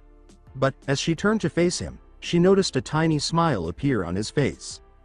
Well, it seems like I have a way to enjoy my retirement, he remarked, causing Tsume to beam with delight. Tsunade, now that I'm getting older and I'm having a child, he continued, to Tsunade's dismay. Tsunade whimpered, Sensei, Hiruzen started to say, I need to spend as much time as possible with my new child. Otherwise, I might miss out on all the important, unforgettable, and memorable. But Tsunade interrupted. Tsunade screamed, fine, I'll be the damn Hokage. If you weren't having a kid, I would say hell no, but, well, damn it, as she ran out of things to say. Alright, Tsume, Hiruzen said as he stood up. Let's talk about this, he said, taking her hand and guiding her to a private area. A few days later, the apartment of Naruto. After putting his final belongings into a scroll and taking one last glance around his house, Naruto thought to himself, man, I'm going to miss this place a little, even if it was a shithole. He pocketed the scroll and laid his sword on his back. After leaving his apartment and locking the door one last time, Naruto started to walk toward the main gate by slipping the key beneath the door. At the main entrance, Naruto saw Mei, Ao, Chojuro, Hiruzen, Kisame, Raiga, Renmara, a disguised Itachi, Kakashi, Jiraiya, Karin, and Tsunade when he arrived at the gate.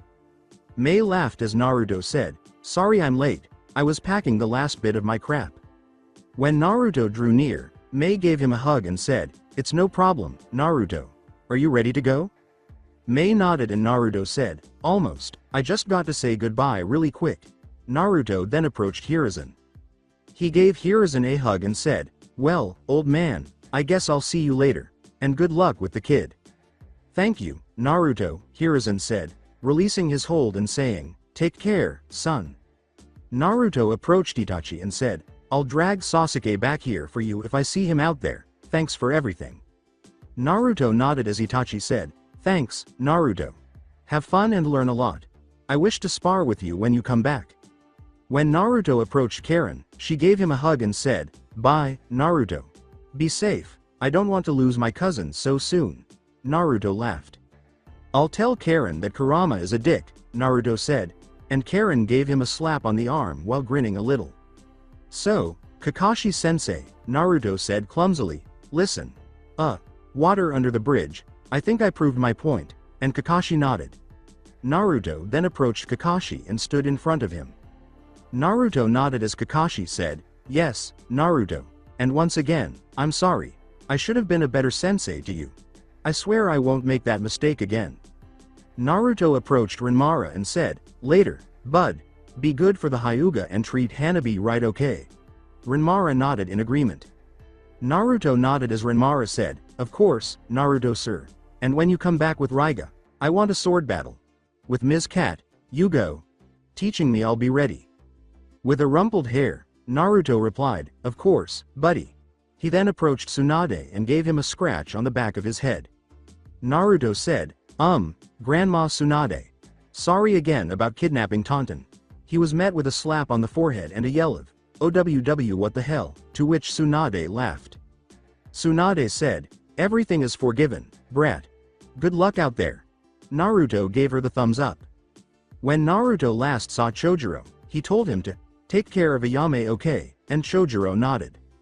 Chojuro shook hands with Naruto and replied, "Of course, I would never do anything to hurt her." "Okay, let's get going," Naruto exclaimed, grabbing Mei's hand as they started to leave the gate, Jiraiya, Kisame, and Raiga following. As he strolled down the road with the group, Kisame remarked, "I know I'm a long way from being forgiven for my betrayal. It has been almost 10 years since he left Kiri."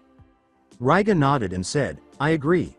I'm sure our welcoming will be less than cheerful." "Do not think that way," Ao responded.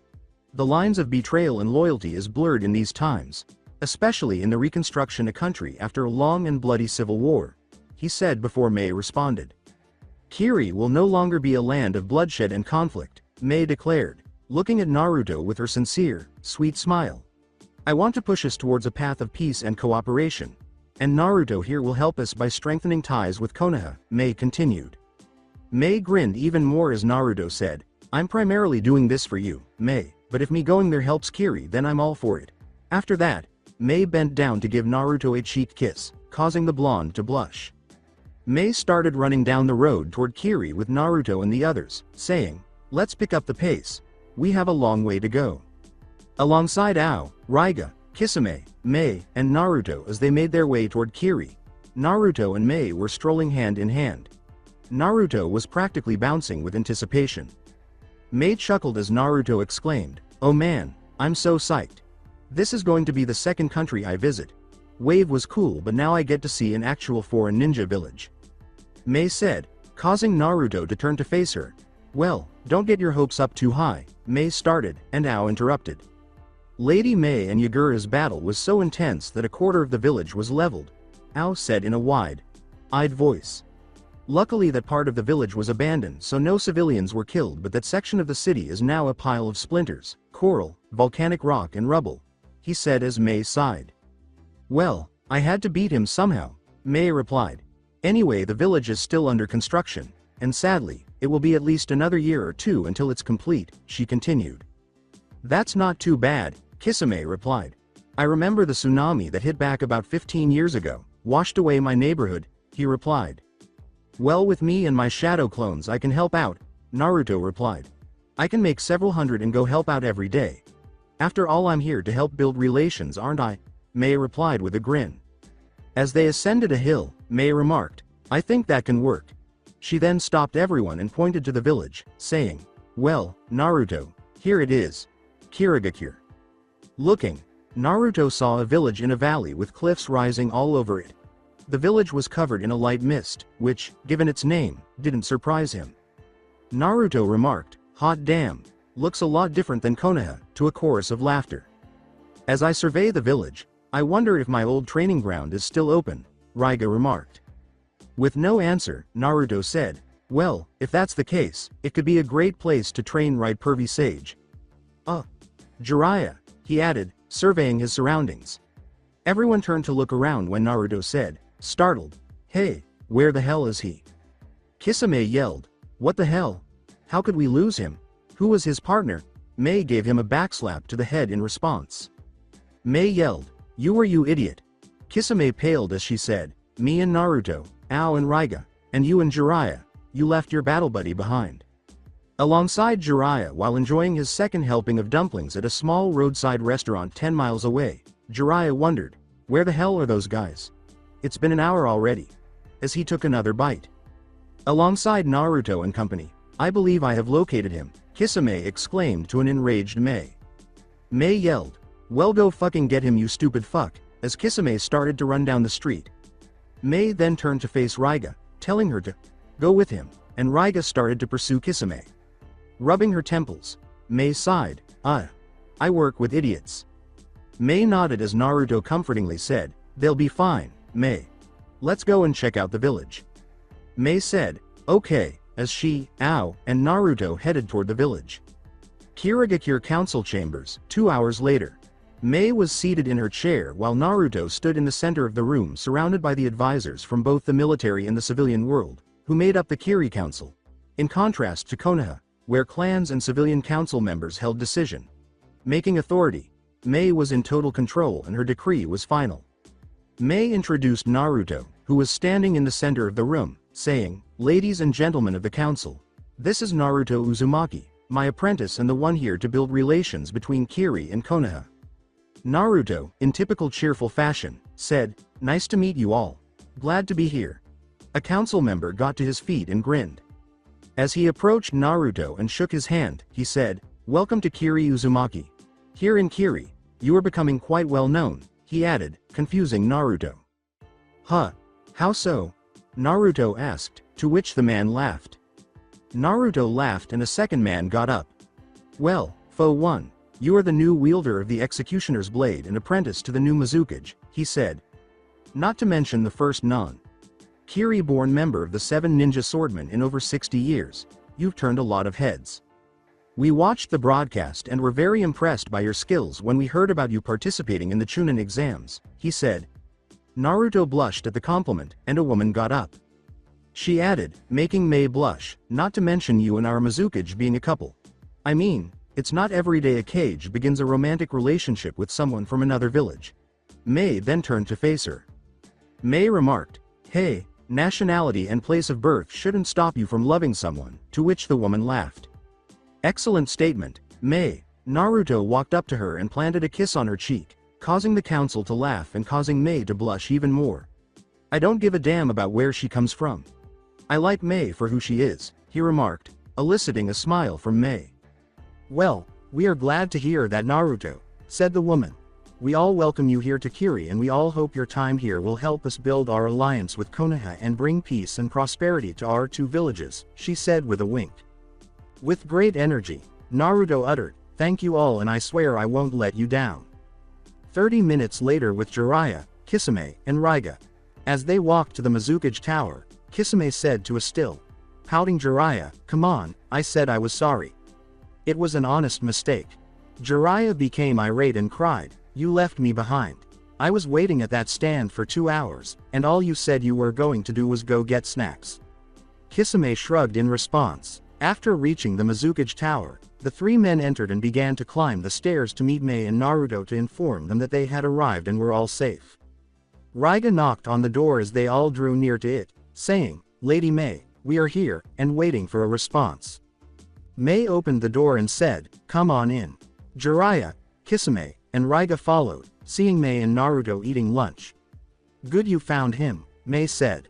Yes, he was still where I left him, Kisame replied, drawing a tick mark on Jiraiya's face.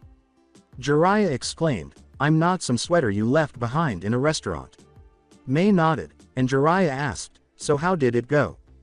Did the Kiri Council welcome him with open arms? Mei looked at Naruto and said, yep, Naruto is a welcomed guest here. Now that Jiraiya is here, we can begin training, helping, and boosting relations. Naruto grinned in response. Oh my goodness, we definitely will, Naruto exclaimed. So, where will we be staying? He inquired, drawing a smile from Mei. Mei pointed to Jiraiya, Kisame, and Raiga and said, well, those three will be staying in a 3-bedroom apartment in the south side of the village. The 3 men nodded. Mei added, you, however, will be living with me at my house, and Naruto became excited. Naruto exclaimed, whoa cool, I can't wait to see your place Mei. After a short while, standing outside a modest cottage style home with a modest front yard and a somewhat larger backyard, Naruto remarked, this is where you live. I thought Kage had mansions and stuff, to Mei, who gave her head a quick rub. Naruto started to wave his hands as Mei said, this is my house until a new mansion is built. I kind of blew it up fighting Yagura. Mei was embarrassed. Oh my goodness, I didn't mean it that way, Naruto corrected himself. I'm just surprised, that's all. Besides, I find it kind of adorable, Mei rolled her eyes. Mei questioned, adorable, how so? Naruto shrugged. Mei chuckled as Naruto remarked, I don't know, it kind of looks like one of those houses from like a postage card or something. Well, let's go and check it out, Naruto said, and Mei took his hand to lead him inside her home. Upon entering, Naruto remarked, looks nice, a lot nicer than my apartment. The house was modestly furnished and appeared very cozy. Then, Naruto heard a pitter-patter and noticed a white and brown cat jump up and land in Mei's arms. Mei grinned and said, Koro, hello baby. This is my cat, Koro. Isn't he cute? While holding and caressing the feline. Gazing at the feline, Naruto grinned and asked, hey buddy, how's it going? As he scratched the animal's ear and petted it. Suddenly, Koro jumped from Mei's arms and into Naruto's. Now that he was holding the cat, Naruto started petting him and stroking his fur. I think he likes me, Naruto grinned. Speaking to both Naruto and Koro, Mei said, okay you two, remember no jealousy. Naruto laughed, play nice. I have enough love for the two of you. Naruto is my boyfriend, and Koro is my cat. Yes, darling, Naruto replied. Koro replied, licking his fur. Meow. Walk to the kitchen, Mei said, good now then I'm going to get us some drinks so we can relax. Still clutching Koro, Naruto made his way to the living room, where he settled down on the couch and stroked the cat. It already feels like home, Naruto remarked. The following day, when the following day arrived, Jiraiya, Kisame, Raiga, and Naruto were all removing debris from what had once been a sizable apartment building. While performing the physical labor, Naruto was dressed in his pants, sandals, muscle shirt, and gloves. He picked up another big chunk of concrete and gave it to one of his several dozen clones, who then loaded it into a wheelbarrow to be thrown into the pile. Naruto exclaimed, man, this is one hell of a workout. I feel like my arms are going to be dead by the end of the day. Kisame, who was breaking up the bigger chunks with a sledgehammer, laughed. Alright, child, this is your instruction, Kisame remarked, drawing Naruto's attention. There's nothing like backbreaking work to develop your strength. Hell, when I was a boy, I had to use 2 carpenter hammers to smash a 2-ton boulder, Kisame continued, shocking Naruto. Kisame started swinging his sledgehammer once more and remarked, took me 3 months and about 2 dozen hammers but I got it done. As he tossed another piece onto the pile, Jiraiya said, think of it this way, Naruto. If you keep this kind of conditioning going, you will be able to lift that sword like it was made of styrofoam. Naruto nodded, understanding. Yeah, that would really help out a lot, Naruto replied, carrying on with his task. Even after all that training, using the sword is exhausting even when I pumped chakra into it, Raiga chuckled. Kisame flipped off Raiga when he said, I'm so glad I got the Kiba blades. I'd hate my fucking life if I had to lug around a big-ass sword like you two do.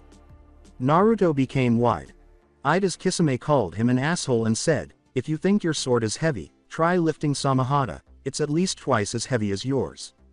Naruto yelled, seriously, and Kisame nodded. Yeah, seriously, and that's not even the heaviest one. The heaviest sword we got at the helmet splitter, Kisame replied. I couldn't lift that damn thing if my life depended on it, he replied. Naruto said, shit, well, the more you know I guess, as he carried on with his task. A few hours later, Naruto and Raiga at the Kiri training ground. Raiga pointed his finger at a target and said, okay, Naruto, watch this. Raiga then lifted his fist and started to form a tiny ball of water, about the size of a ping-pong ball, at the tip of his finger. Water style. Water gun. Raiga fired the water ball at the target, striking it and then striking the tree directly behind it. Raiga laughed as Naruto exclaimed, "Wow, that was so cool. How can something so small be so powerful?" Naruto questioned. "When you fire a water bullet out of your mouth it's bigger and slower so it hits more like a punch," Raiga stated, "but the water gun technique uses velocity rather than size in a fight. Which is why I'm going to teach you this," he continued. "Okay, that's cool. What should I do now?" Naruto asked, and Raiga nodded. Naruto extended his right hand in front of him and shaped it like Raiga did. "Okay, you'll want to take the position I just had," Raiga said. "Good, now you will focus your water chakra into your fingertip," he said, and Naruto nodded. As Naruto concentrated his chakra on the tips of his fingers, a small amount of water leaked from one of his canteens and congealed into the shape of a ping-pong ball. "Okay, now what?" Naruto questioned. Raiga pointed to a human-shaped target that was 30 yards away and said, "Now you will launch the ball at the target down there." Naruto took aim and fired the water ball at the target. After the water ball traveled about 2 feet, Naruto started to perspire. He said, pointing to the tiny puddle, and Raiga started to laugh. "You truly didn't anticipate it would be so simple, did you?" Raiga asked, making Naruto blush. "This method necessitates strong chakra control, propulsion, hand-eye coordination, breathing control, and even knowledge of angles," he continued. Naruto exclaimed, "What the hell, I don't have any of those," to which Raiga laughed. "It's an A-class technique and was made famous by the second Mizukage," Raiga explained. "When I was with the Anbu, I had to learn it as it was one of the standard jutsu everyone had to learn," he said with a nod. "Well, I guess I better get started then," Naruto uttered as he once more assumed the firing position. In the future, with Jiraiya approached the prepared Naruto and said, "Okay, now it's time to step up your training.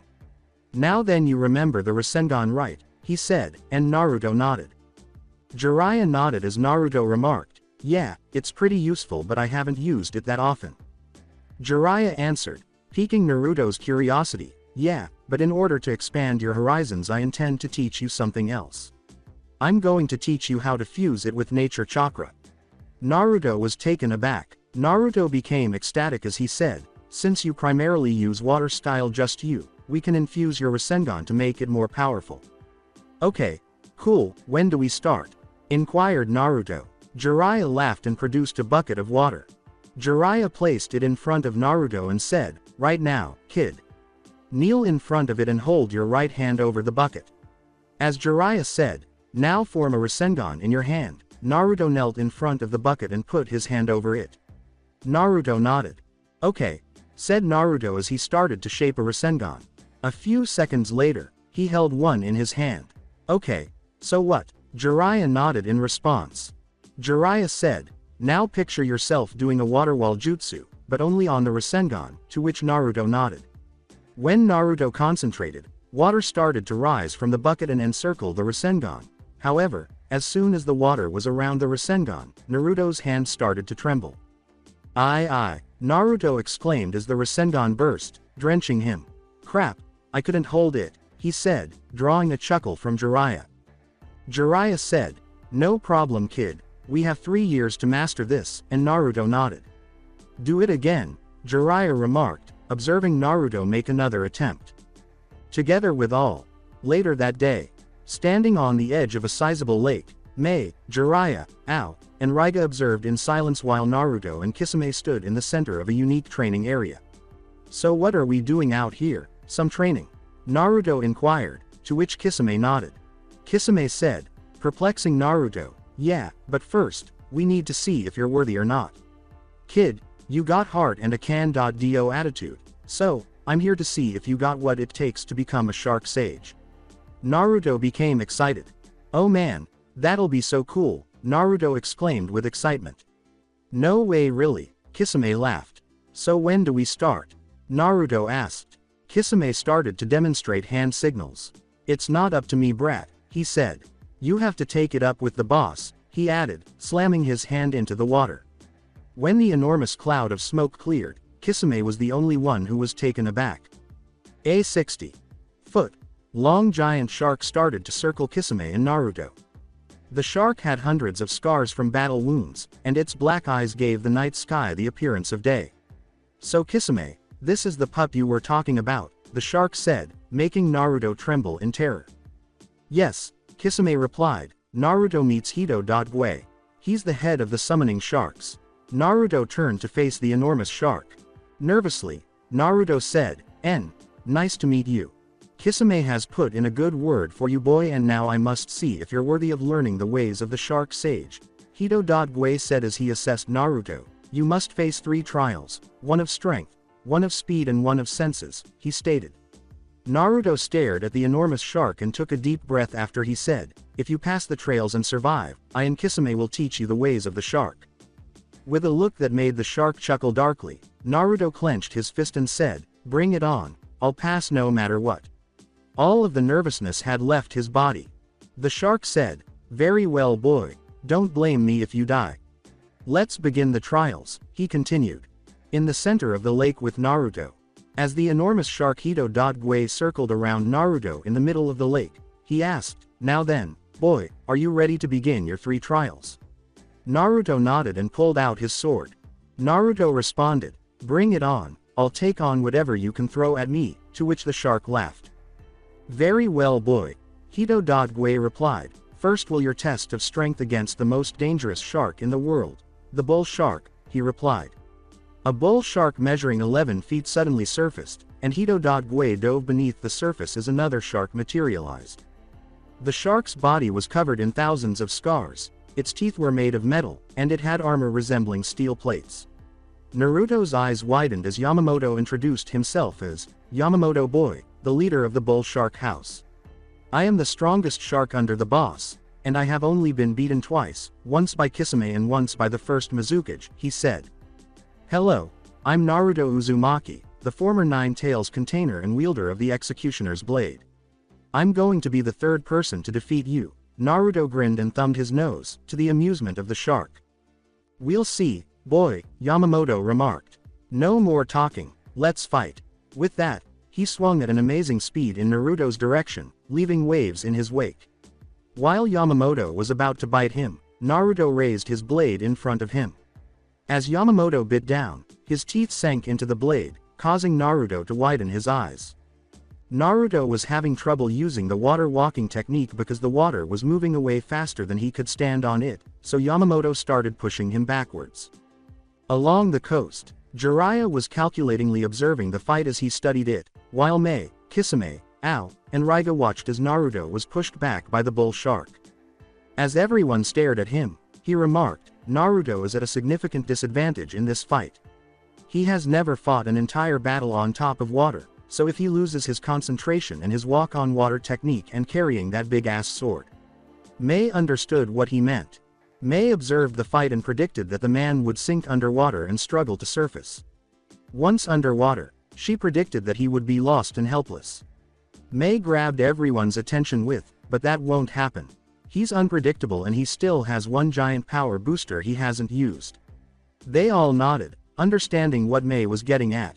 Alongside Naruto, when Naruto saw Yamamoto leaping out of the water and hurtling toward him like a missile, he scrambled to get out of the way just as a massive splash doused him with water. When Yamamoto suddenly materialized out of the water, Naruto managed to regain his balance just in time to be struck in the chest by him. Blood spurted from his mouth as he was sent skipping across the water. Naruto collided with a rock near the lake's edge, letting out a deep sigh as he fell. Then, he corrected himself and got up, holding onto his side. "I think that broke my ribs," he let out as he continued. Naruto uttered the words, "Okay fuck this," as he started to develop his chakra, and red chakra started to emanate from him. When Yamamoto saw that Naruto had transformed his red chakra into his fox armor and that his sword was glowing red, he laughed and thought, "That's it, boy, don't hold anything back," before swimming back towards Naruto. Yamamoto opened his mouth and lunged at Naruto as he got closer. Naruto swung his sword, striking Yamamoto in the air. Yamamoto started to fly to the side, but in an instant, he had an idea. Naruto had purposefully used the flat side of the blade so as not to kill the shark. He whirled around and swatted Naruto's sword away, sending it flying toward the beach. Along the coast, Raiga yelled, Shit, get down, as Kisame, the standing wall, reached out and grabbed the blade by its handle. Mei, Jiraiya, Ao, and Raiga all ducked to avoid being struck by the blade. Then, as he casually glanced down at the 4 ninjas who were lying down, Kisame spun the blade and stabbed it into the ground. "You 4 can get up now," he said. Returning with Naruto, Naruto cocked back his fist, thinking, "Looks like I'll have to do this the old-fashioned way. Fuck my sword," seeing Yamamoto return for a second attack. When Yamamoto got closer, Naruto punched the shark that was charging at him, and Yamamoto opened his mouth to see it. "Oh shit," thought Naruto, unable to feel the pain, as Yamamoto continued to bite down on his right arm, his teeth piercing through the armor. Naruto started, saying, "Well, my arm isn't severed so," but Yamamoto started throwing him around. "Holy shit," Naruto yelled as he was thrown around by his arm. As Yamamoto threw Naruto around like a rag doll, Naruto saw an opening and clenched his other fist, cocking it back. With a burst of chakra, Naruto launched his left fist toward Yamamoto, punching him in the head with all of his strength. When Naruto hit Yamamoto, everything darkened, he was flung across the water and Yamamoto let go of Naruto's arm until he stopped. Now, Hito-Dot-Gue emerged from the water and Yamamoto drifted unconscious in the water for a short while before disappearing in a cloud of smoke. "Excellent work, boy," Hito-Dot-Gue exclaimed. "Trail 1 out of 3 finished, how are you feeling?" he inquired as Naruto removed his cloak. At that moment, everyone noticed that Naruto's right arm was bleeding from numerous puncture wounds. "God damn it," Naruto yelled as he tore off his shirt and jacket and used it to bandage the wound. "Damn, this hurts," he yelled as he grasped his arm in an attempt to stop the bleeding. Now that he had nothing covering his upper body, Naruto looked down and noticed that Yamamoto had struck his right ribcage, turning them purple. "Crap," he thought to himself. As he swam around Naruto, Hito-Dot-Gue laughed. "What do you say, boy? Ready to give up?" he mockingly said. "No shame in giving up when you are wounded, boy." Naruto gave him a look and protruded his tongue. "It's okay, I never give up," Naruto yelled at the shark. "Now, bring on the next one," Hito-Dot-Gue replied. He said, "Very well, boy," and dove back into the lake. A moment later, there was another splash, and Naruto braced himself to face another enormous shark. But, he saw nothing and turned to look around. "You. H. Hello," a timid female voice uttered. A 2-foot long, light, gray shark with blades attached to its fins swam alongside Naruto's feet as he looked down. "My name is W. Watasumi, and I'm an Mako shark and heiress of the Mako shark house," the shark declared. "This is also my first real fight," she trembled. With a silly smile on his face, Naruto knelt down and said, "Ah, you look kind cute," which caused the young shark to fidget. "Well, let's have a good fight, okay?" he said, jumping back and getting ready. He said, "I'm sure she's just a little kid," but Watasumi suddenly appeared in a blur of gray and charged at Naruto. Quicker than Naruto could see, Watasumi struck him in the stomach, taking away his breath. She then spun around and used her fin's blade to sever Naruto's chest in a way that hurt but didn't kill him. After being sent skipping across the water, Naruto stood back up on unsteady legs. "I apologize, I hope I didn't hurt you too much," Watasumi said, looking worried. Naruto responded with a bloody smile and a thumbs up. "Yeah, I'm fine. Nice hit nonetheless," Naruto uttered, but he was thinking, "Holy shit, that fucking hurt like a motherfucker." He thought, "Damn, she's fast, I couldn't even see her." Along the coast, "That's the world's fastest swimming shark, the Mako," Ao announced, grabbing everyone's attention. "Naruto is fast, but not fast enough to combat her speed," he added. Raiga gazed at him before continuing. Raiga questioned, "Just how fast can a Mako shark swim?" And Ao scowled. All eyes looked worried, with the exception of Kisame, when Ao remarked, "About 31 miles per hour at max, but they can burst up to 46. Kisame, capturing their attention, said, "The brat will be fine. Besides, he's lucky he's fighting her instead of a more experienced member of her house." Alongside Naruto, as he dodged Watasumi's next blow, Naruto saw her running across the water.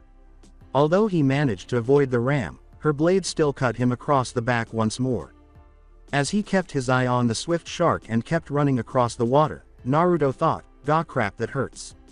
He also wondered, how the hell am I supposed to catch her when she moves so damn fast? Naruto suddenly realized, wait, I don't need to catch her, and he stopped, motionless, in the middle of the water. When Watasumi noticed this, she was startled but was too close to cancel her attack. She launched herself into the water, aiming for Naruto's back, and swam towards him at full speed. She thought, I'm sorry, this will only hurt for a second, but as she got closer to Naruto, he abruptly turned around. With a broad smile, Naruto claimed to have caught Watasumi as she was thrashing around, missing her blades, and he held her tightly. Watasumi stopped flailing her body and started to cry. Watasumi whimpered, "Oh phooey, I thought I was going to win." Naruto then leaned down and grinned while giving her a nose kiss. Naruto put Watasumi back in the water as she started to swim again, encouraging her to not be depressed because she had done a great job. "Let's spar again sometime, okay?" he said, and Watasumi nodded. Watasumi said, "Okay big brother Naruto," before vanishing in a cloud of smoke. As she circled Naruto, Hito-Gue reappeared and said, "Very good brat, defeating someone with greater speed by luring them in. However, Watasumi is still young, she can only go about 1/10 as fast as an adult Mako," he added, turning Naruto pale. Naruto exclaimed, "Wait, seriously, they gave me a slow one. Oh man, I'm glad they felt merciful," he thought to himself. Hito-Gue said, "This is your last test, you have to sharpen your senses and locate your prey in the dark." A tiny shark then surfaced from the water and handed Naruto a blue apple, explaining that it was a sea apple that would momentarily allow him to breathe underwater. Naruto gave him a wide-eyed look. The shark nodded when Naruto yelled, "Underwater, the next test is underwater." Naruto then shrugged, looking at the apple and uttering, "I made it this far, what the hell?" As he consumed it, Naruto exclaimed, "Oh, gross, it tastes like raw oysters." His ribs then started to sting, and when he looked down on both sides of his ribs, he discovered that he had developed gills. "Okay, freaky butt," Naruto continued until he had difficulty breathing. Panicking, Naruto thought, "Can't breathe." Naruto stopped panicking and started to breathe through his gills after Hito-Gue created a massive dome of water with glowing orbs in it. "Oh thank God," Naruto exclaimed while submerged. As Hito-Gue disappeared, he said, "Now boy, for your final trial, good luck." Naruto turned to face his opponent. A black shadow passed in front of Naruto, making him almost gag. An elderly voice said, "Hello youngster, how are you doing?" And surprised Naruto by introducing himself as Nagano, a Greenland shark and the oldest of the summoning sharks. Naruto inquired, "Really, how old are you?" The elderly shark chuckled. "Now then, son, are you ready to begin your final trial?" Nagano asked, causing Naruto to go slack-jawed.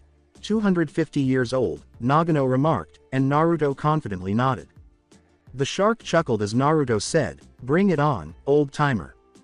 "All right, then, here we go," Nagano uttered, and then the light-giving orbs abruptly vanished, leaving Naruto alone in the utter darkness. When Naruto put his hand in front of him, all he saw was darkness as he started to look around in search of something. As Naruto swam underwater in an attempt to locate his opponent, he was abruptly struck by something. After taking a deep breath from Naruto, Nagano struck him in the stomach with his nose before swimming off. Naruto clutched his stomach as blood started to pour out of his mouth and contaminate the water. "Use your senses, boy," Nagano commanded, "you rely too much on your eyes." Along the coast, Mei was staring at the enormous water dome and squinting her eyes in an attempt to see Naruto when she noticed what appeared to be a yellow tint. "I think I see him," Mei said, gesturing to a particular area on the dome. Kisame squinted and said, "I can't see a fucking thing. He's probably fighting a deep water shark," he surmised. Ao signaled, "Byakugan," with his hand and used his stolen dujutsu. Peering inside the dome, Ao witnessed Naruto being ambushed by a shark from several directions. "I notice him," Ao stated, "and it appears that he's going through a difficult moment." Alongside Naruto, before his opponent could swim away, Naruto took another blow to the face. "Damn it," he thought to himself. "He said you rely too much on your eyes." Closing his eyes, Naruto started to simply drift through the water. Naruto started to concentrate and become aware of his surroundings. The coldness of the water made his skin tingle, and he could feel the vibrations in the water in his hair and fingers. Naruto felt a sudden change on his left side, his fingers twitching, his skin getting warmer, and his hair moving. He spun, cocked his fist, and threw a punch into the shadows. "Ha ha ha, very good boy," Nagano exclaimed, impressed. "You're smarter than I thought you'd be. You pass," he said as he swam into the darkness. That was when the hit landed. With a sigh of relief, Naruto watched as the dome started to dissipate and flow back into the lake. Just as his transient gills started to fade, Naruto found himself standing on the lake. Hito.Gue reappeared and spoke. "You did well, boy," Hito.Gue remarked. "It appears you are deserving of learning the ways of the shark. However, be advised that the training you will receive will make everything else in your life seem petty in contrast." Naruto gave him a thumbs up. The shark laughed as Naruto said, "I'm not scared, bring it on." Hito.Gue then disappeared into thin air, leaving Naruto by himself on the water. Jiraiya, Mei, and the others hurried over to Naruto, who was stumbling. Mei gave Naruto a hug and a kiss and said, "Naruto, you did it, I'm so proud of you." "How do you feel, honey?" Mei asked as she took a closer look at Naruto and saw that he was bleeding, bruised, and wobbling. Naruto grinned weakly and said, "I'm in a lot of pain, but I won." Then he started to stumble backwards until Kisame caught him. Kisame exclaimed, "Whoa kid," before lifting him up onto his shoulder and saying, "Let's get him home," as the group of people began to leave. After a few hours, Jiraiya and Mei strolled to her place to see how Naruto was doing. After dressing Naruto and putting him to bed, Mei went shopping for dinner supplies. "So now Naruto is training in 3 different areas," Mei continued, "Shark Sage style, Kiri water jutsu and that elemental Rasengan," she replied. Mei turned to face Jiraiya and asked, "Do you even know how to make one yourself?" Jiraiya laughed out loud. Jiraiya made Mei perspire. "Nope, no idea, I'm a trial and error type teacher." "Don't worry, we'll figure it out," Jiraiya continued. Mei looked at Jiraiya in shock. "You know Mei, I'm glad Naruto found a woman like you," he said. "Naruto hasn't had an easy life and that is partly my fault and the village's fault despite Sensei's intervention," Mei replied. Mei blushed as Jiraiya said, "So, what I'm saying is thank you, I haven't seen love like that since Minato and Kushina." Jiraiya laughed as Mei remarked, "For a pervert you can give a good pep talk about love." "Well, I try," Jiraiya replied. After that, Mei and Jiraiya approached her home and went inside. They heard laughter as soon as they walked in, coming from both Naruto and a girl-like voice. Mei exclaimed, "What the hell?" as they followed the sound and went inside the restroom. When they got inside, they noticed Watasumi swimming in the bathtub and Naruto sitting on the toilet. Naruto exclaimed, "Hey Mei, you're back." Mei, perplexed, said, Naruto, why is there a little shark in my bathtub?" Watasumi nodded as Naruto remarked, "Oh, this is Watasumi, the Mako shark from my trail. She talked to her dad and made a request," he added. When Watasumi said, "I asked my dad if I could be brother Naruto's partner and he said yes," Mei and Jiraiya started to perspire. Jiraiya asked, how do you intend to be his partner? After all, don't you need water to live?" Watasumi laughed. "Yes, in this form, but I also have a human form," Watasumi unexpectedly revealed to them all. Watasumi nodded in response to Naruto's, "Really can I see?" comment. "Yes," Watasumi replied. Then, as he exhaled smoke, a young girl, perhaps 8 or 7 years old, appeared in the bathtub. With her arms extended, Watasumi asked, "What do you think?" She had a cute face, long, light gray hair, shark teeth, and eyes with black pupils. When people saw that she was nude and had gills on her ribs, she gestured to them and said, "These work in a way where I can breathe but I can also breathe air like you humans do if I need to swim in the water." Mei ran up to Watasumi and squealed, "Oh my god, you are adorable." She put Watasumi's head in her chest and stroked her hair, telling her, "You are the cutest thing I've seen in a long time," which made Watasumi blush. Watasumi gave her a hug and said, "Thank you, Miss Mei. You're pretty too." Mei turned to face Naruto and said, "Watasumi, go get one of your shirts and your boxers here." Watasumi nodded and Mei continued, I'll take you out clothes shopping tomorrow, okay? Indeed, it sounds enjoyable, Watasumi replied. Later on in the evening, Koro was at the foot of the bed, Watasumi between Naruto and Mei, and the three of them spread out on their beds. Watasumi cuddled up to Naruto and said, "Night, night, Naruto." Naruto bent down to kiss her forehead. As the young shark girl closed her eyes, Naruto wished Watasumi a good night. He then turned to face Mei and gave her a kiss on the lips, adding a gentle smile and saying, "Good night, my queen." Mei softly smiled and said, "Good night, my maelstrom." Naruto and Mei both closed their eyes, and the now 4-person family fell asleep for the night. That's it for today. I hope you guys enjoyed this great story. See you in the next one.